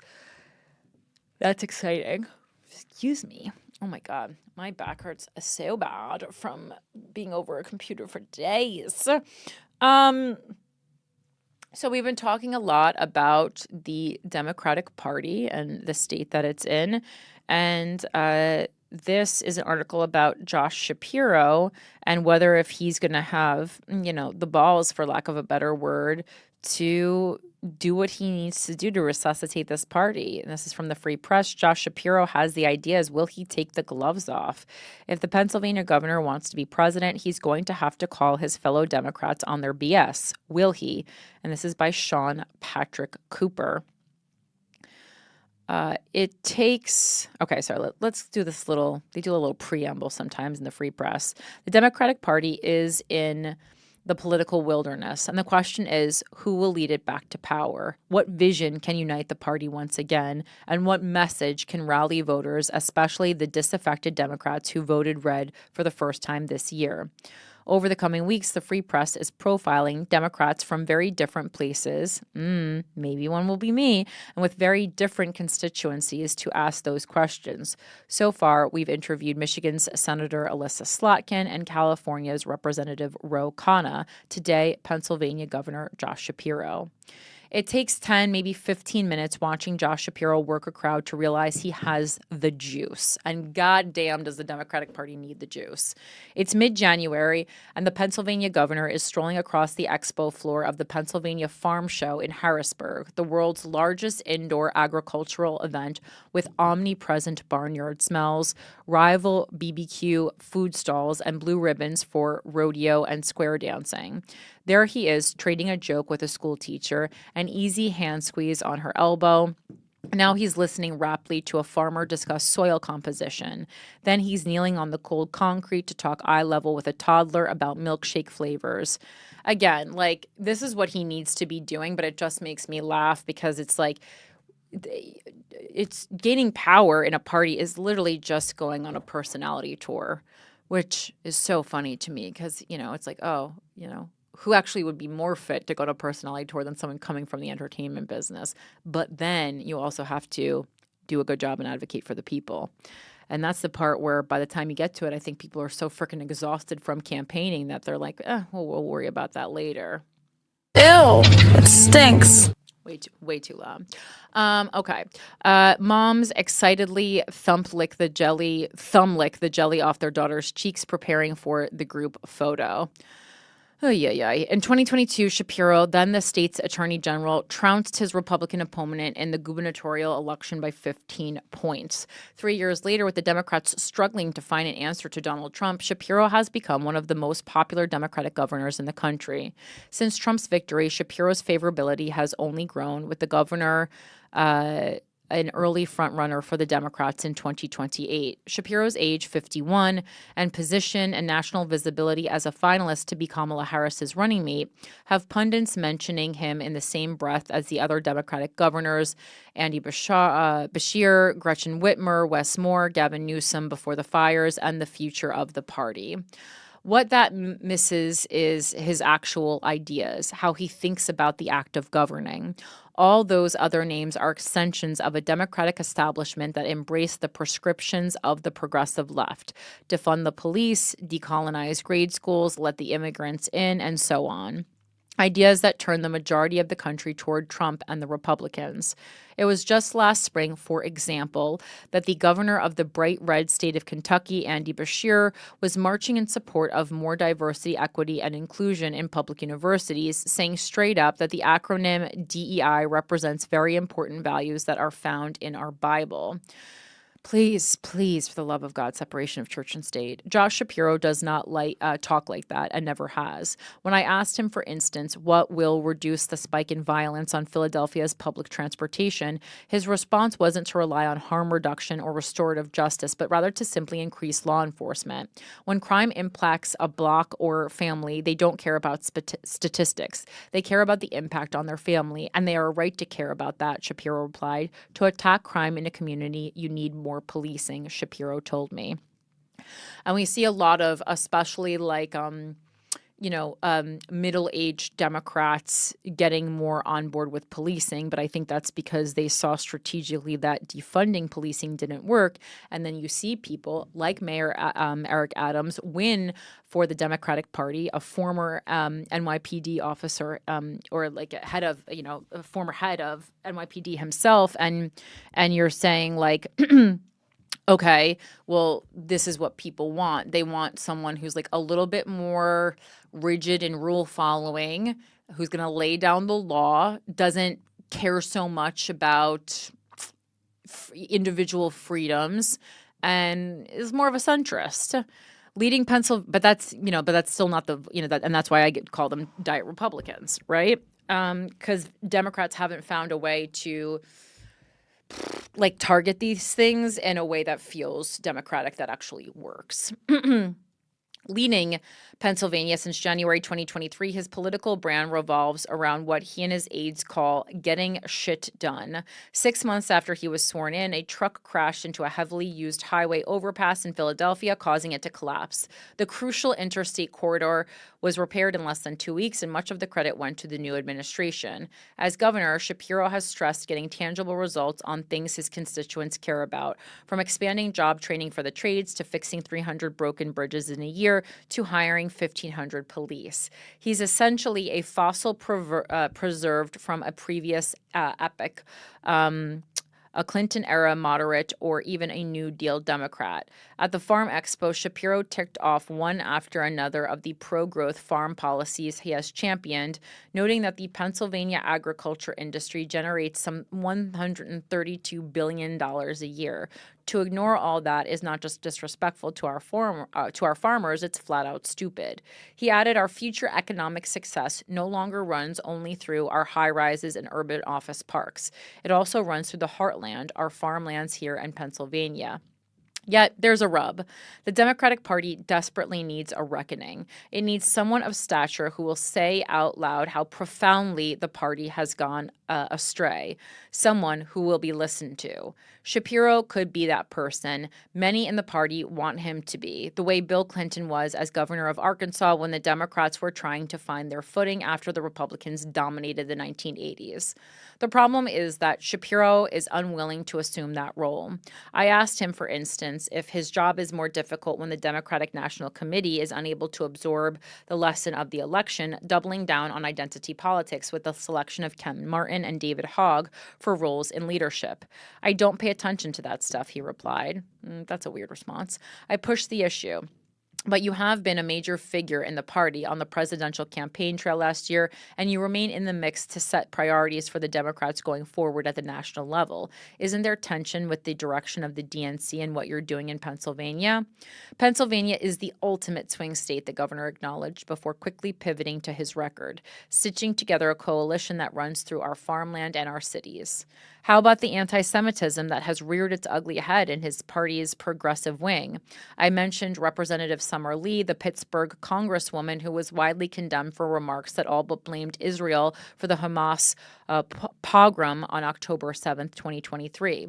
Shapiro is a proud, observant Jew, but again, he wouldn't go there. If it's a left or right-wing politician, I've spoken out forcefully against anti-Semitism in all forms, no matter the person spewing it, he responded blandly.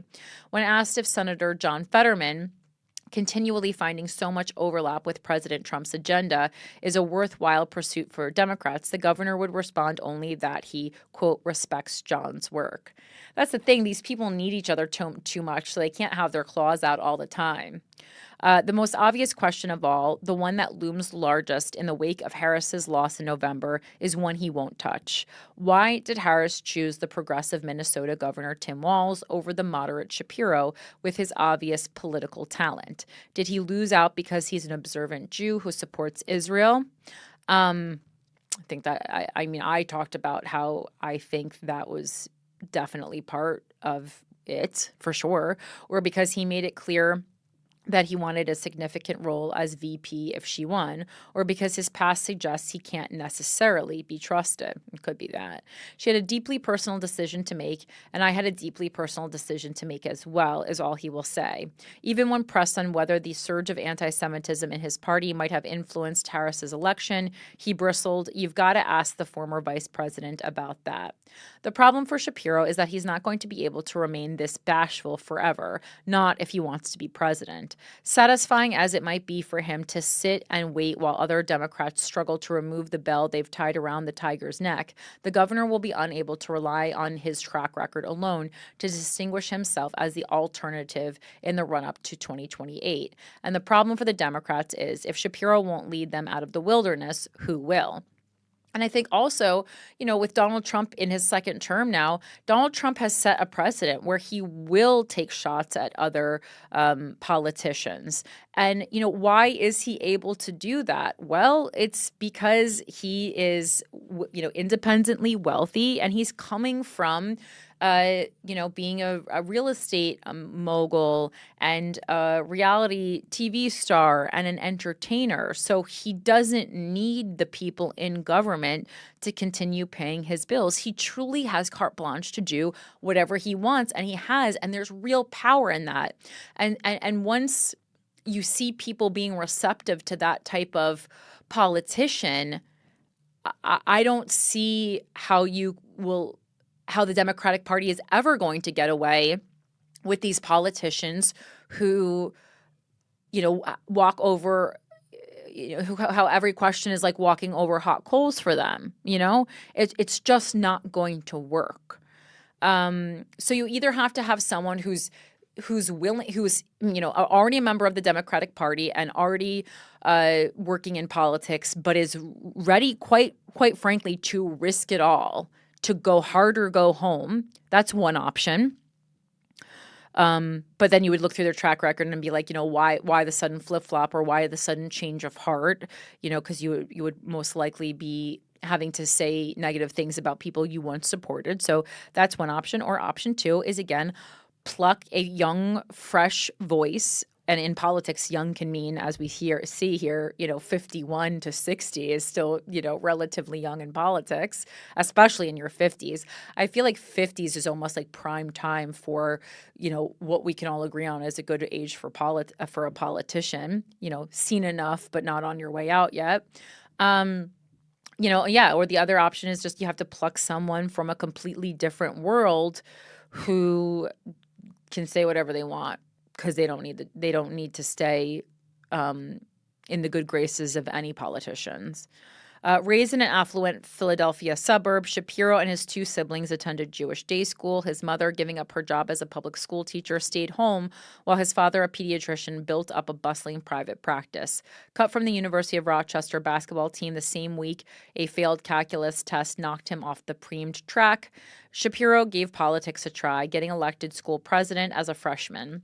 After graduation and a brief spell as a legislative aide in D.C., Shapiro walked into the office of recently elected Pennsylvania Congressman Joe Hochul and said he should be his legislative director. Again, men making big moves. Hochul hired the brash 25-year-old. 3 months later, Shapiro, who was earning a law degree at night at Georgetown, was Hochul's chief of staff. After 5 years in D.C., Shapiro returned home to make a run for public office. One of the few contacts he made in Washington was Connecticut Senator Joe Lieberman, who only a few years earlier had been Al Gore's running mate in 2000. Lieberman was the first Jewish candidate on a presidential ticket, known to walk miles around D.C. to get to meetings that fell on the Sabbath. Shapiro told Lieberman then, "The way he lived his life openly and proudly as a practicing Jew really inspired me." Running for a Pennsylvania House seat in 2004 against a 3-term incumbent, Shapiro started his campaign 40 points behind in the polls. With an endorsement from Lieberman in his pocket, Shapiro knocked on some 18,000 doors, promising to lower taxes, and sailed to a comfortable 9-point victory. If Shapiro's hustle won him the campaign, it was a shrewd backdoor maneuver that catapulted him up the political ladder. With a razor-thin one-vote margin, Democratic leader Bill DeWeese feared that a single defection among the Democrats was going to cost him the speakership. The defector proved to be an opportunity for Shapiro, who led the successful coup that put a moderate Republican aligned with DeWeese in the speaker's chair. Soon after, DeWeese's chief of staff was indicted for campaign finance violations.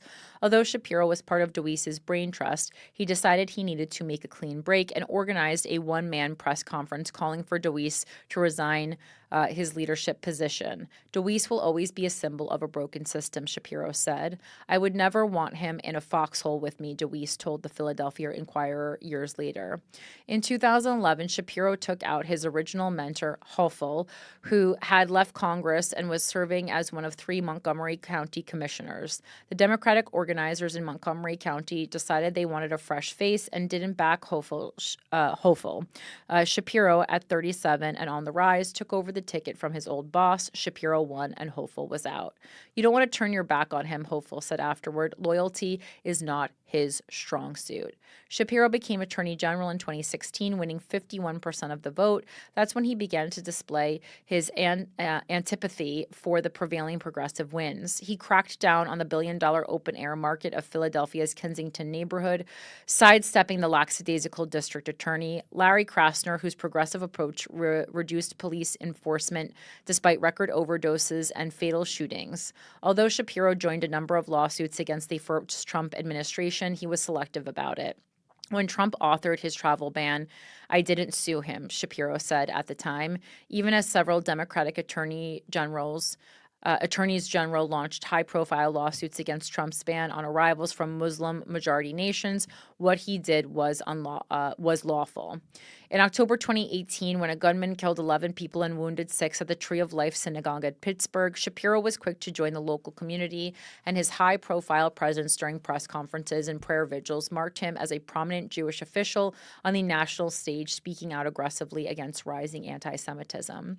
In 2022, the governor's race against the hard-right Pennsylvania Senator Doug Mastriano, which he won easily, Shapiro received support from several prominent Republicans who rejected Mastriano's extremism, including his close campaign ties to a virulent anti-Semite. I've run 12 races in my life and against some Republicans that I had really profound disagreements with, but I thought they were honorable public servants, Shapiro said when we spoke. Mastriano peddled in hatred and bigotry and anti-Semitism, and I thought his views were really dangerous. Unlike Summer Lee, Mastriano is a Republican, which is perhaps why Shapiro doesn't hesitate to denounce his anti-Semitism. Since winning the 2022 gubernatorial race, Shapiro's focus has been on what he calls economic freedom, by which he means creating opportunities for upward mobility. For decades, the Democratic establishment has championed college as the primary credential to compete in a globalized economy. But in his first act as governor, Shapiro took the opposite approach, eliminating the requirement of a college diploma for almost all his state job postings, which I think is a really strong move, right? When we talk about how the Democratic Party has turned its back on the working class and has become these elites, like this is what we're talking about. I enjoyed college. It was like 4 of the most exciting and interesting years of my life so far. But when I honestly look at it, like, did I need college to do the things I'm doing now? Did I enjoy it? Like, no, I didn't need college to do any of the things I'm doing now. If anything, I feel like it helped me more like personally and socially and things like making connections within the city to other people in the arts than it did by actually making me someone who was ready for the workforce. I could have 100% gone from, I think, the first job, from high school to the first job I ever had, which was an assistant to a talent manager. I had all the skills I needed when I graduated high school to do those things. For decades now, Politicians, including a whole lot in my party, have defined success around the idea of getting a college degree, he told me. This is wrong and disrespectful and doesn't make sense for the Commonwealth's economic growth. Pointing out that 60% of Pennsylvania's workforce lacks a college degree, he added, "We were no longer going to be captive to that paradigm." This was the closest Shapiro came to criticizing the Democratic Party. Reluctant to speak critically of his party's missteps, he maintains a distance from the Democratic establishment in his approach to policy, particularly his embrace of a Doge-like deregulation of Pennsylvania's antiquated bureaucracy. New barbershops in Pennsylvania get their certificates for operation in a day instead of 2 weeks. Corporate filings take 48 hours rather than 2 months. Using the might of a governor's office for such seemingly minor achievements doesn't do much for donors or lobbyists, but makes a tangible difference in the lives of his constituents, which is what you really want from someone who's governing. Another example of Shapiro's willingness to buck Democratic orthodoxies was his attempt to include a school choice program in his first budget proposal. This time, he lost thanks to the fierce opposition from his state's teachers' unions. In a letter to Harris arguing against selecting Shapiro for her presidential ticket, the teachers' union and other progressive groups described his school choice plan, along with his support for Israel, among his shortcomings as a national candidate. Indeed, Shapiro has never been shy about his unyielding defense of Israel. When University of Pennsylvania President Liz McGill, testifying before Congress 2 months after the October 7, 2023 attack, declined to denounce calls for a genocide against Jews as a violation of the university's code of conduct, Shapiro applied pressure on McGill until she resigned. "I thought her testimony under oath before Congress was shameful and unacceptable," Shapiro said before she stepped down. It is obvious in hindsight that failing to choose Shapiro was an unforced political error. Even putting aside Walz's progressive policies, the stark political reality is that Pennsylvania is the most significant swing state, and Shapiro held a 60% favorability rating, clocking in well above Harris at 51% and Trump at 45%, and Shapiro is a vastly more talented politician than Walz. Mark Riddle, a top Democratic strategist, was one of the party figures behind the scenes who was baffled by what he described to me as the fundamental political mismanagement in the White House, with an insulated party elite that ignored the polling data and a lot of the other talent that they could have tapped into. It's possible that the festering antipathy toward pro-Israel Jews, and that's what I think it was, on the left will be the glass ceiling Shapiro must shatter to rise up in the White House. At this point, a Jewish candidate probably would have better success in the Republican Party, said Val DeGiorgio, the former chair of the Pennsylvania GOP and a longtime friend of Shapiro. "I wouldn't have said that 10 years ago, but Democrats have a real problem with the base, not just on Israel. The anti-Semitism is off the charts."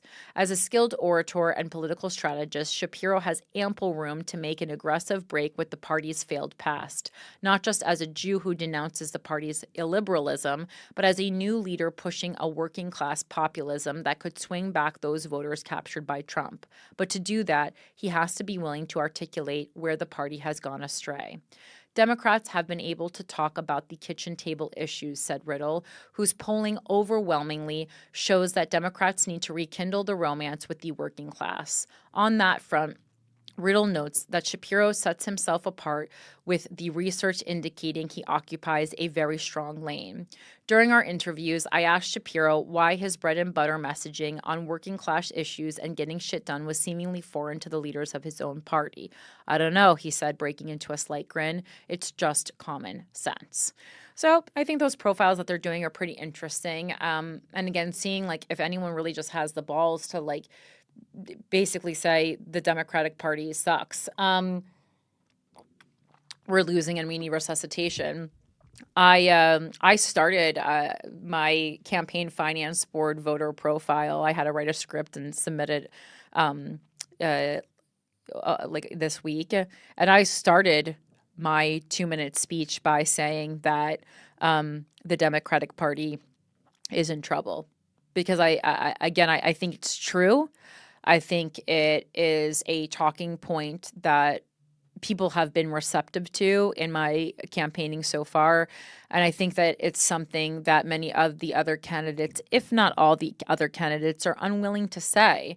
Because when you're already a politician and you're already an elected official in the Democratic Party, to criticize the party is to basically be criticizing yourself, right? I don't need to criticize myself. I didn't do any of that. All right, and we're going to wrap up right now with an article about RFK and the measles. This is from NBC News. Doctors are wary of Kennedy's response to measles outbreak as cases in Texas keep rising. Some say Health and Human Services Secretary Robert F. Kennedy Jr.'s latest statement is a wink and a nod to anti-vaccine groups. This is from March 4th, which is yesterday. Also, the only date that's a complete sentence. Huh? March 4th.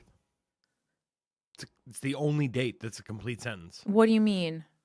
If you say it out, March 4th, that's a complete sentence. Why? I don't know. It's got a subject and a verb. I don't know. I don't know how sentence structure works. Where did you learn this fact? I'm so confused. I don't know. It's just from a. Is this from a Snapple cap? What's going on, Michael? Maybe. What are you talking It's just about? I'm sorry. It's the I got a bit of the tiz. It's the first thing that pops to my mind when I hear the words March 4th. Okay. So National Grammar Day is celebrated every year on March 4th because it's the only day of the year that is a complete sentence. Hey, look at that. It's like Pi Day. Someone has to explain this to me. I don't get this. Okay. I'm going to read a blog now for 1 second. What? This is not. A lot of Facebooks coming up. That's not good. So explain it to me, though. Articles. Today is March 4th, or as we like to spell it, March, F-O-U-R-T-H. It's the only date as far as we know that is also a command. We have spent some time thinking of this. Oh, because I see what they're saying. Jesus. Oh, my God. This is why we're not getting anywhere as a country, because this is the kind of stuff that because it's saying, like, if you're marching, like March 4th. Yeah. Okay, so it's not literally when you spell it out as F-O-U-R-T-H. No. Okay, I get it now. I was very confused. Got it. Moving on. Robert F. Kennedy Jr.'s hesitant response to the Texas measles outbreak, hinting that vaccination is important but never fully embracing it, has left many experts wondering, does the nation's top health officials support vaccines or not? Well, didn't he get his own children vaccinated? Kennedy, the health... Yeah, but he goes back on that, being like, look, if I could do it again, I might not. Well, I mean, I think we all think that about many things in life.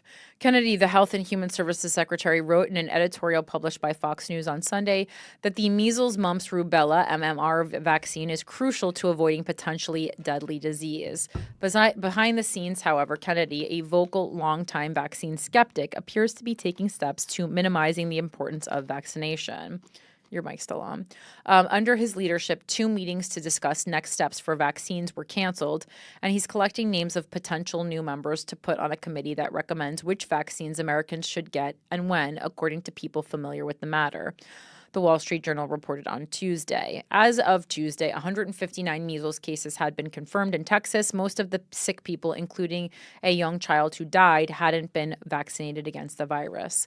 Kennedy acknowledged in the editorial that measles, one of the most contagious viruses in the world, is especially risky to unvaccinated people. He stopped short of urging the public to get the MMR vaccine. The decision to vaccinate is a personal one, Kennedy wrote. Some pediatricians and public health experts have balked at the editorial, saying it was nothing more than a thinly veiled attempt to comfort his anti-vaccine supporters amid backlash after he appeared to downplay the outbreak during a cabinet meeting at the White House last week.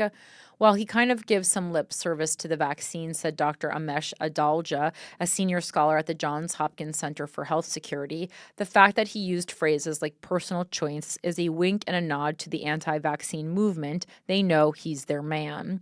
Dr. Molly O'Shea, a Michigan pediatrician and spokesperson for the American Academy of Pediatrics, said that the fact that Kennedy didn't fully back vaccines is, quote, concerning. He certainly did not disparage vaccination in the way he worded it, but he did not come out with a strong statement of support for vaccination, O'Shea said. Vaccination is by far the most effective strategy at reducing morbidity and mortality from measles. That was not his go-to message. It's a stark contrast in messaging from the previous Trump administration. In 2019, when 2 measles outbreaks in New York threatened to reverse the United States' status of having eliminated measles, then HHS Secretary Alex Azar didn't mince words.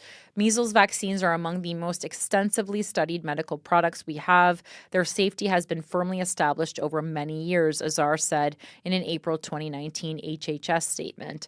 He went on to say that measles is not a harmless childhood illness, but a highly contagious, potentially life-threatening disease.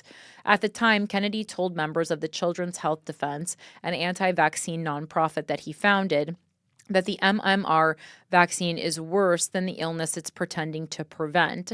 He didn't provide scientific evidence to back up the statement, flummoxing vaccine experts. Vaccination is far and away the most effective means to protect individuals and their communities against measles, said Dr. Ofer Levy, director of the Precision Vaccines Program at Boston Children's Hospital. If you want to get on top of this thing, that's the answer. A spokesperson for HHS didn't respond to questions about Kennedy's editorial. And I will hop in here and say, it's like, I am not someone who, like, the minute something gets done, I'm like, I gotta put that in me. I gotta take that pill. I gotta take that vaccine, like whatever it is. I mean, again, COVID vaccine, I think it was like, okay, well, we all just like have to do this. That's a larger conversation. Not necessarily because it had enough time, but we're like, well, we need to get out of the situation we're in because we're all gonna go postal. But something like the measles, mumps, rubella vaccine that's been on the books for quite some time. It's like you don't want to be the first person to get a surgery, but after a while you can get it done. That's how I feel. I mean, like, there's plenty of things that I didn't get done right out of the gates. I let it sit in the ether for a while and see what the effects are, for sure. But this is not something where we have to sit and see the effects. Yeah, but no, we kind of do because that vaccine's getting worse. What do you mean the vaccine is getting worse? I mean, it used to be you could just get a measles vaccine. Now you need to get measles, mumps, and rubella. It's a battery of 15 different concoctions that they're putting in your body at one time. A vaccine is not a concoction. It's just a little bit of measles, mumps, and rubella. Okay, but there's way more stuff in a measles vaccine today than there was in 1985. Vaccination, different formula, 1985. I mean, we call it developments. Let's see.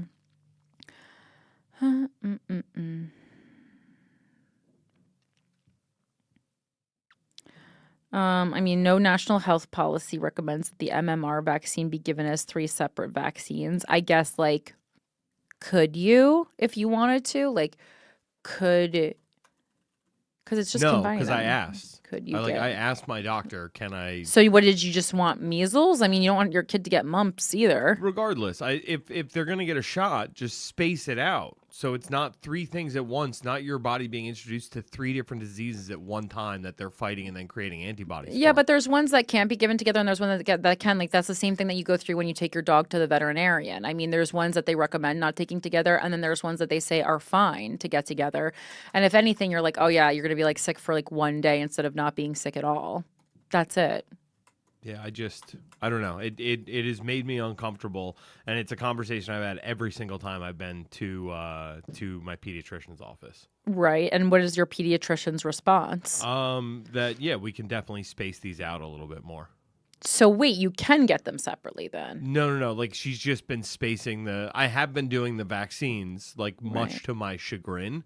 But it's been she's been very diligent about spacing them out and not giving a big battery at once. But I am concerned when it's time for the MMR. Because they say that's the one where it's just anecdotally, people talk about their kids getting an MMR vaccine and then something changing in the kid's personality from a young age. Okay.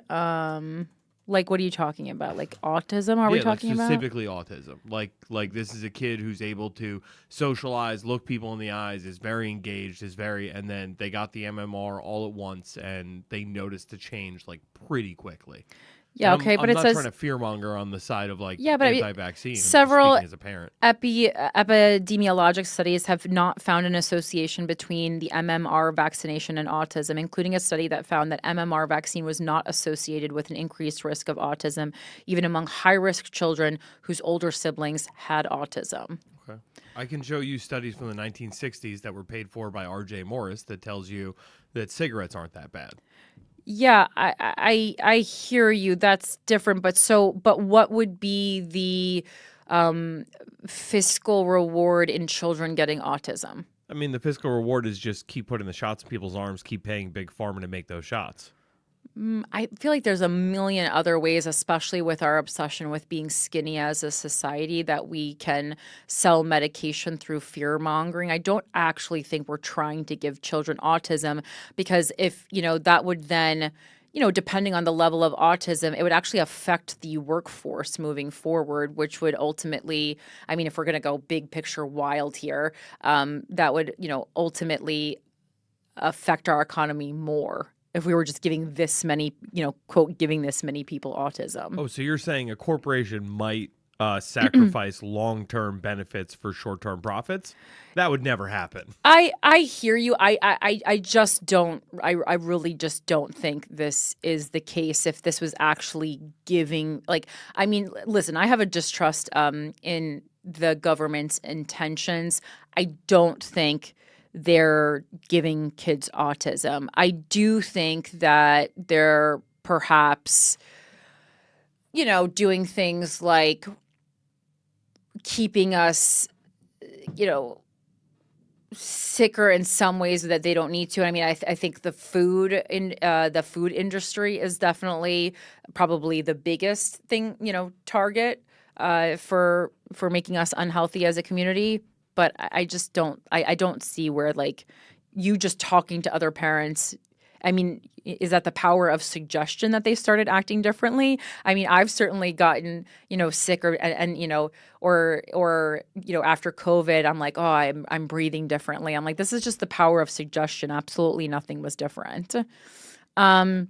All right, let's move on to this article. It says the vitamin A theory. There's no antiviral or specific treatment used for measles in the U.S. In the editorial and in an interview with Fox News on Tuesday, Kennedy doubled down on a treatment often reserved for other countries, vitamin A. We're delivering vitamin A, Kennedy said in reference to how the federal government is helping in the outbreak. Also, cod liver oil, which has high concentrations of vitamin A. It's true that vitamin A is sometimes given to help treat measles in low-income countries where malnutrition is a factor, according to the World Health Organization. Most people in the U.S., however, have normal levels of the vitamin and don't need any kind of vitamin supplementation. Vitamin A supplementation. Too much, experts say, is toxic. Vitamin A is fat soluble, meaning it accumulates in the body rather than exiting through urination. That is, the more vitamin A you take, the more it accumulates in organs like the liver. You can easily overdose on vitamin A, Dr. Ronald Cook, Chief Health Officer at both the Texas Tech University Health Sciences Center in Lubbock and the city's health authority, said in an interview Friday. It's not to be used over the counter for anybody who says, my kid has the sniffles. Maybe it's measles. Don't do that. Anti-vaccine influencers and organizations have rallied around vitamin A as protection against and treatment for measles for years. During outbreaks, anti-vaccine groups have organized drives to fundraise and send vitamin A to affected communities. Adalja of Johns Hopkins said Kennedy's references to vitamin A only served to discourage the MMR vaccine among his followers. When RFK Jr. is talking about vitamin A, people are going to say, oh, that's his code word, that we should be doing that, not the MMR vaccine, Adalja said. And I mean, I'm just going to throw this out there. I don't know if there's any epidemiologists, listening to the show or someone who, doctor, pediatrician, someone who has a larger and more vast understanding of vaccines and why they are important to get. And would want to be a guest on the show, please email me. It's withoutacountrypodcast@gmail.com. I'd love to have a larger conversation. I think the, conveying this information from someone who people don't feel, their pockets are getting lined from saying you should vaccinate your children is always good. I do believe in vaccine. I'm vaccinated. I believe in vaccination. But I also know that, sometimes we're getting sold things we don't actually need. I think it's like an overlap with the mistrust we have, perhaps because of gender dysphoria and treatments for that for children. I just don't think it's often children who are really being sacrificed through these cells. I think there's a lot of money to be made, by taking care, by getting other people medicines they don't need, or keeping people sick in other ways. Like, even the cigarette industry decided that it was not okay to target children with cigarette ads. So like, You think the cigarette industry decided that? no, no, I mean they didn't, but I mean like we made the cigarette industry stop targeting children. I've read Thank You for Smoking a long time ago, but I read it. All right. That is our show for today. Thank you so much for coming on. The spirit of liberty is rising, filth. So that's good. Remember that. Again, if you want to, I've given my spiel. Please make sure you're following Corinne Fisher for mayor on Instagram, no matter where you are in the world. That is an easy, free thing that helps visibility of my candidacy. Share reels that speak to you, and take this time to look up who is running for municipal office wherever you live, and make sure that if the deadline hasn't passed yet, that you are able to vote in your primary. Make sure to vote in your municipal elections, and familiarize yourselves with the candidates. And if there's a candidate that you really feel like stands out, who could use support, go out and try to meet that candidate and help engage voters and get people out to the polls, and certainly remember to vote in not just national elections, but also municipal elections. If you want to donate to me, it's CorinneFisher.com. Again, anyone who is in New York City, please give me a minimum $10 donation. It can be matched 8-1 once I hit that matching funds threshold. If you are a New York City resident, please, literally everyone in New York City, I need just $10 from you. I would like a lot more, but $10 is the minimum for meeting that threshold. And if you go, oh no, I didn't know that, I gave $5 a couple months ago, that's fine. We added up your names in the system. My private system is not going to anybody. So you can donate another $5 now, and then now your funds are matchable. And it's an amazing thing. It's an amazing thing. I'll keep you posted on everything. Also, keep an eye out if you're in New York City and a registered Democrat for where our volunteer team will be over the next few days. And again, if you see someone, well, if in New York City, only sign for me, please. But if you see someone in your local neighborhood, because you can only sign for one mayoral candidate, that's why I'm saying that. But if you see someone in your neighborhood and they're asking you, are you a registered Democrat? Are you a registered Republican? Hopefully now we have a better understanding of what they're doing. They're not there to interrupt your day. But if we want things to be better, we all have to participate in these minimal ways in the voting and practice of democracy, right? Again, Patreon is patreon.com/withoutacountry. Shout out to our dictator, Hannah Pendergrass, who has been holding us down since the beginning of this Patreon. And that's it. Keep looking for the truth wherever it is available. Make sure if you find a statement that you can find it in at least a second source, so that you know it's not just someone writing a blog from a basement. And engage in ways that align with your values, and keep an open mind, I suppose. That's it. Mike, do you have anything that you want to promote?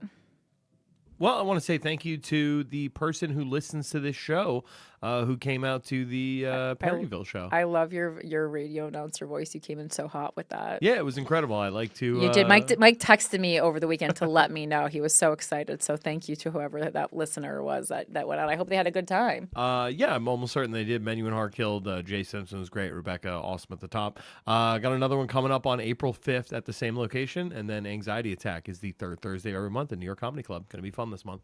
And so where's the location, though? You have to reiterate it. People. New York Comedy Club. No.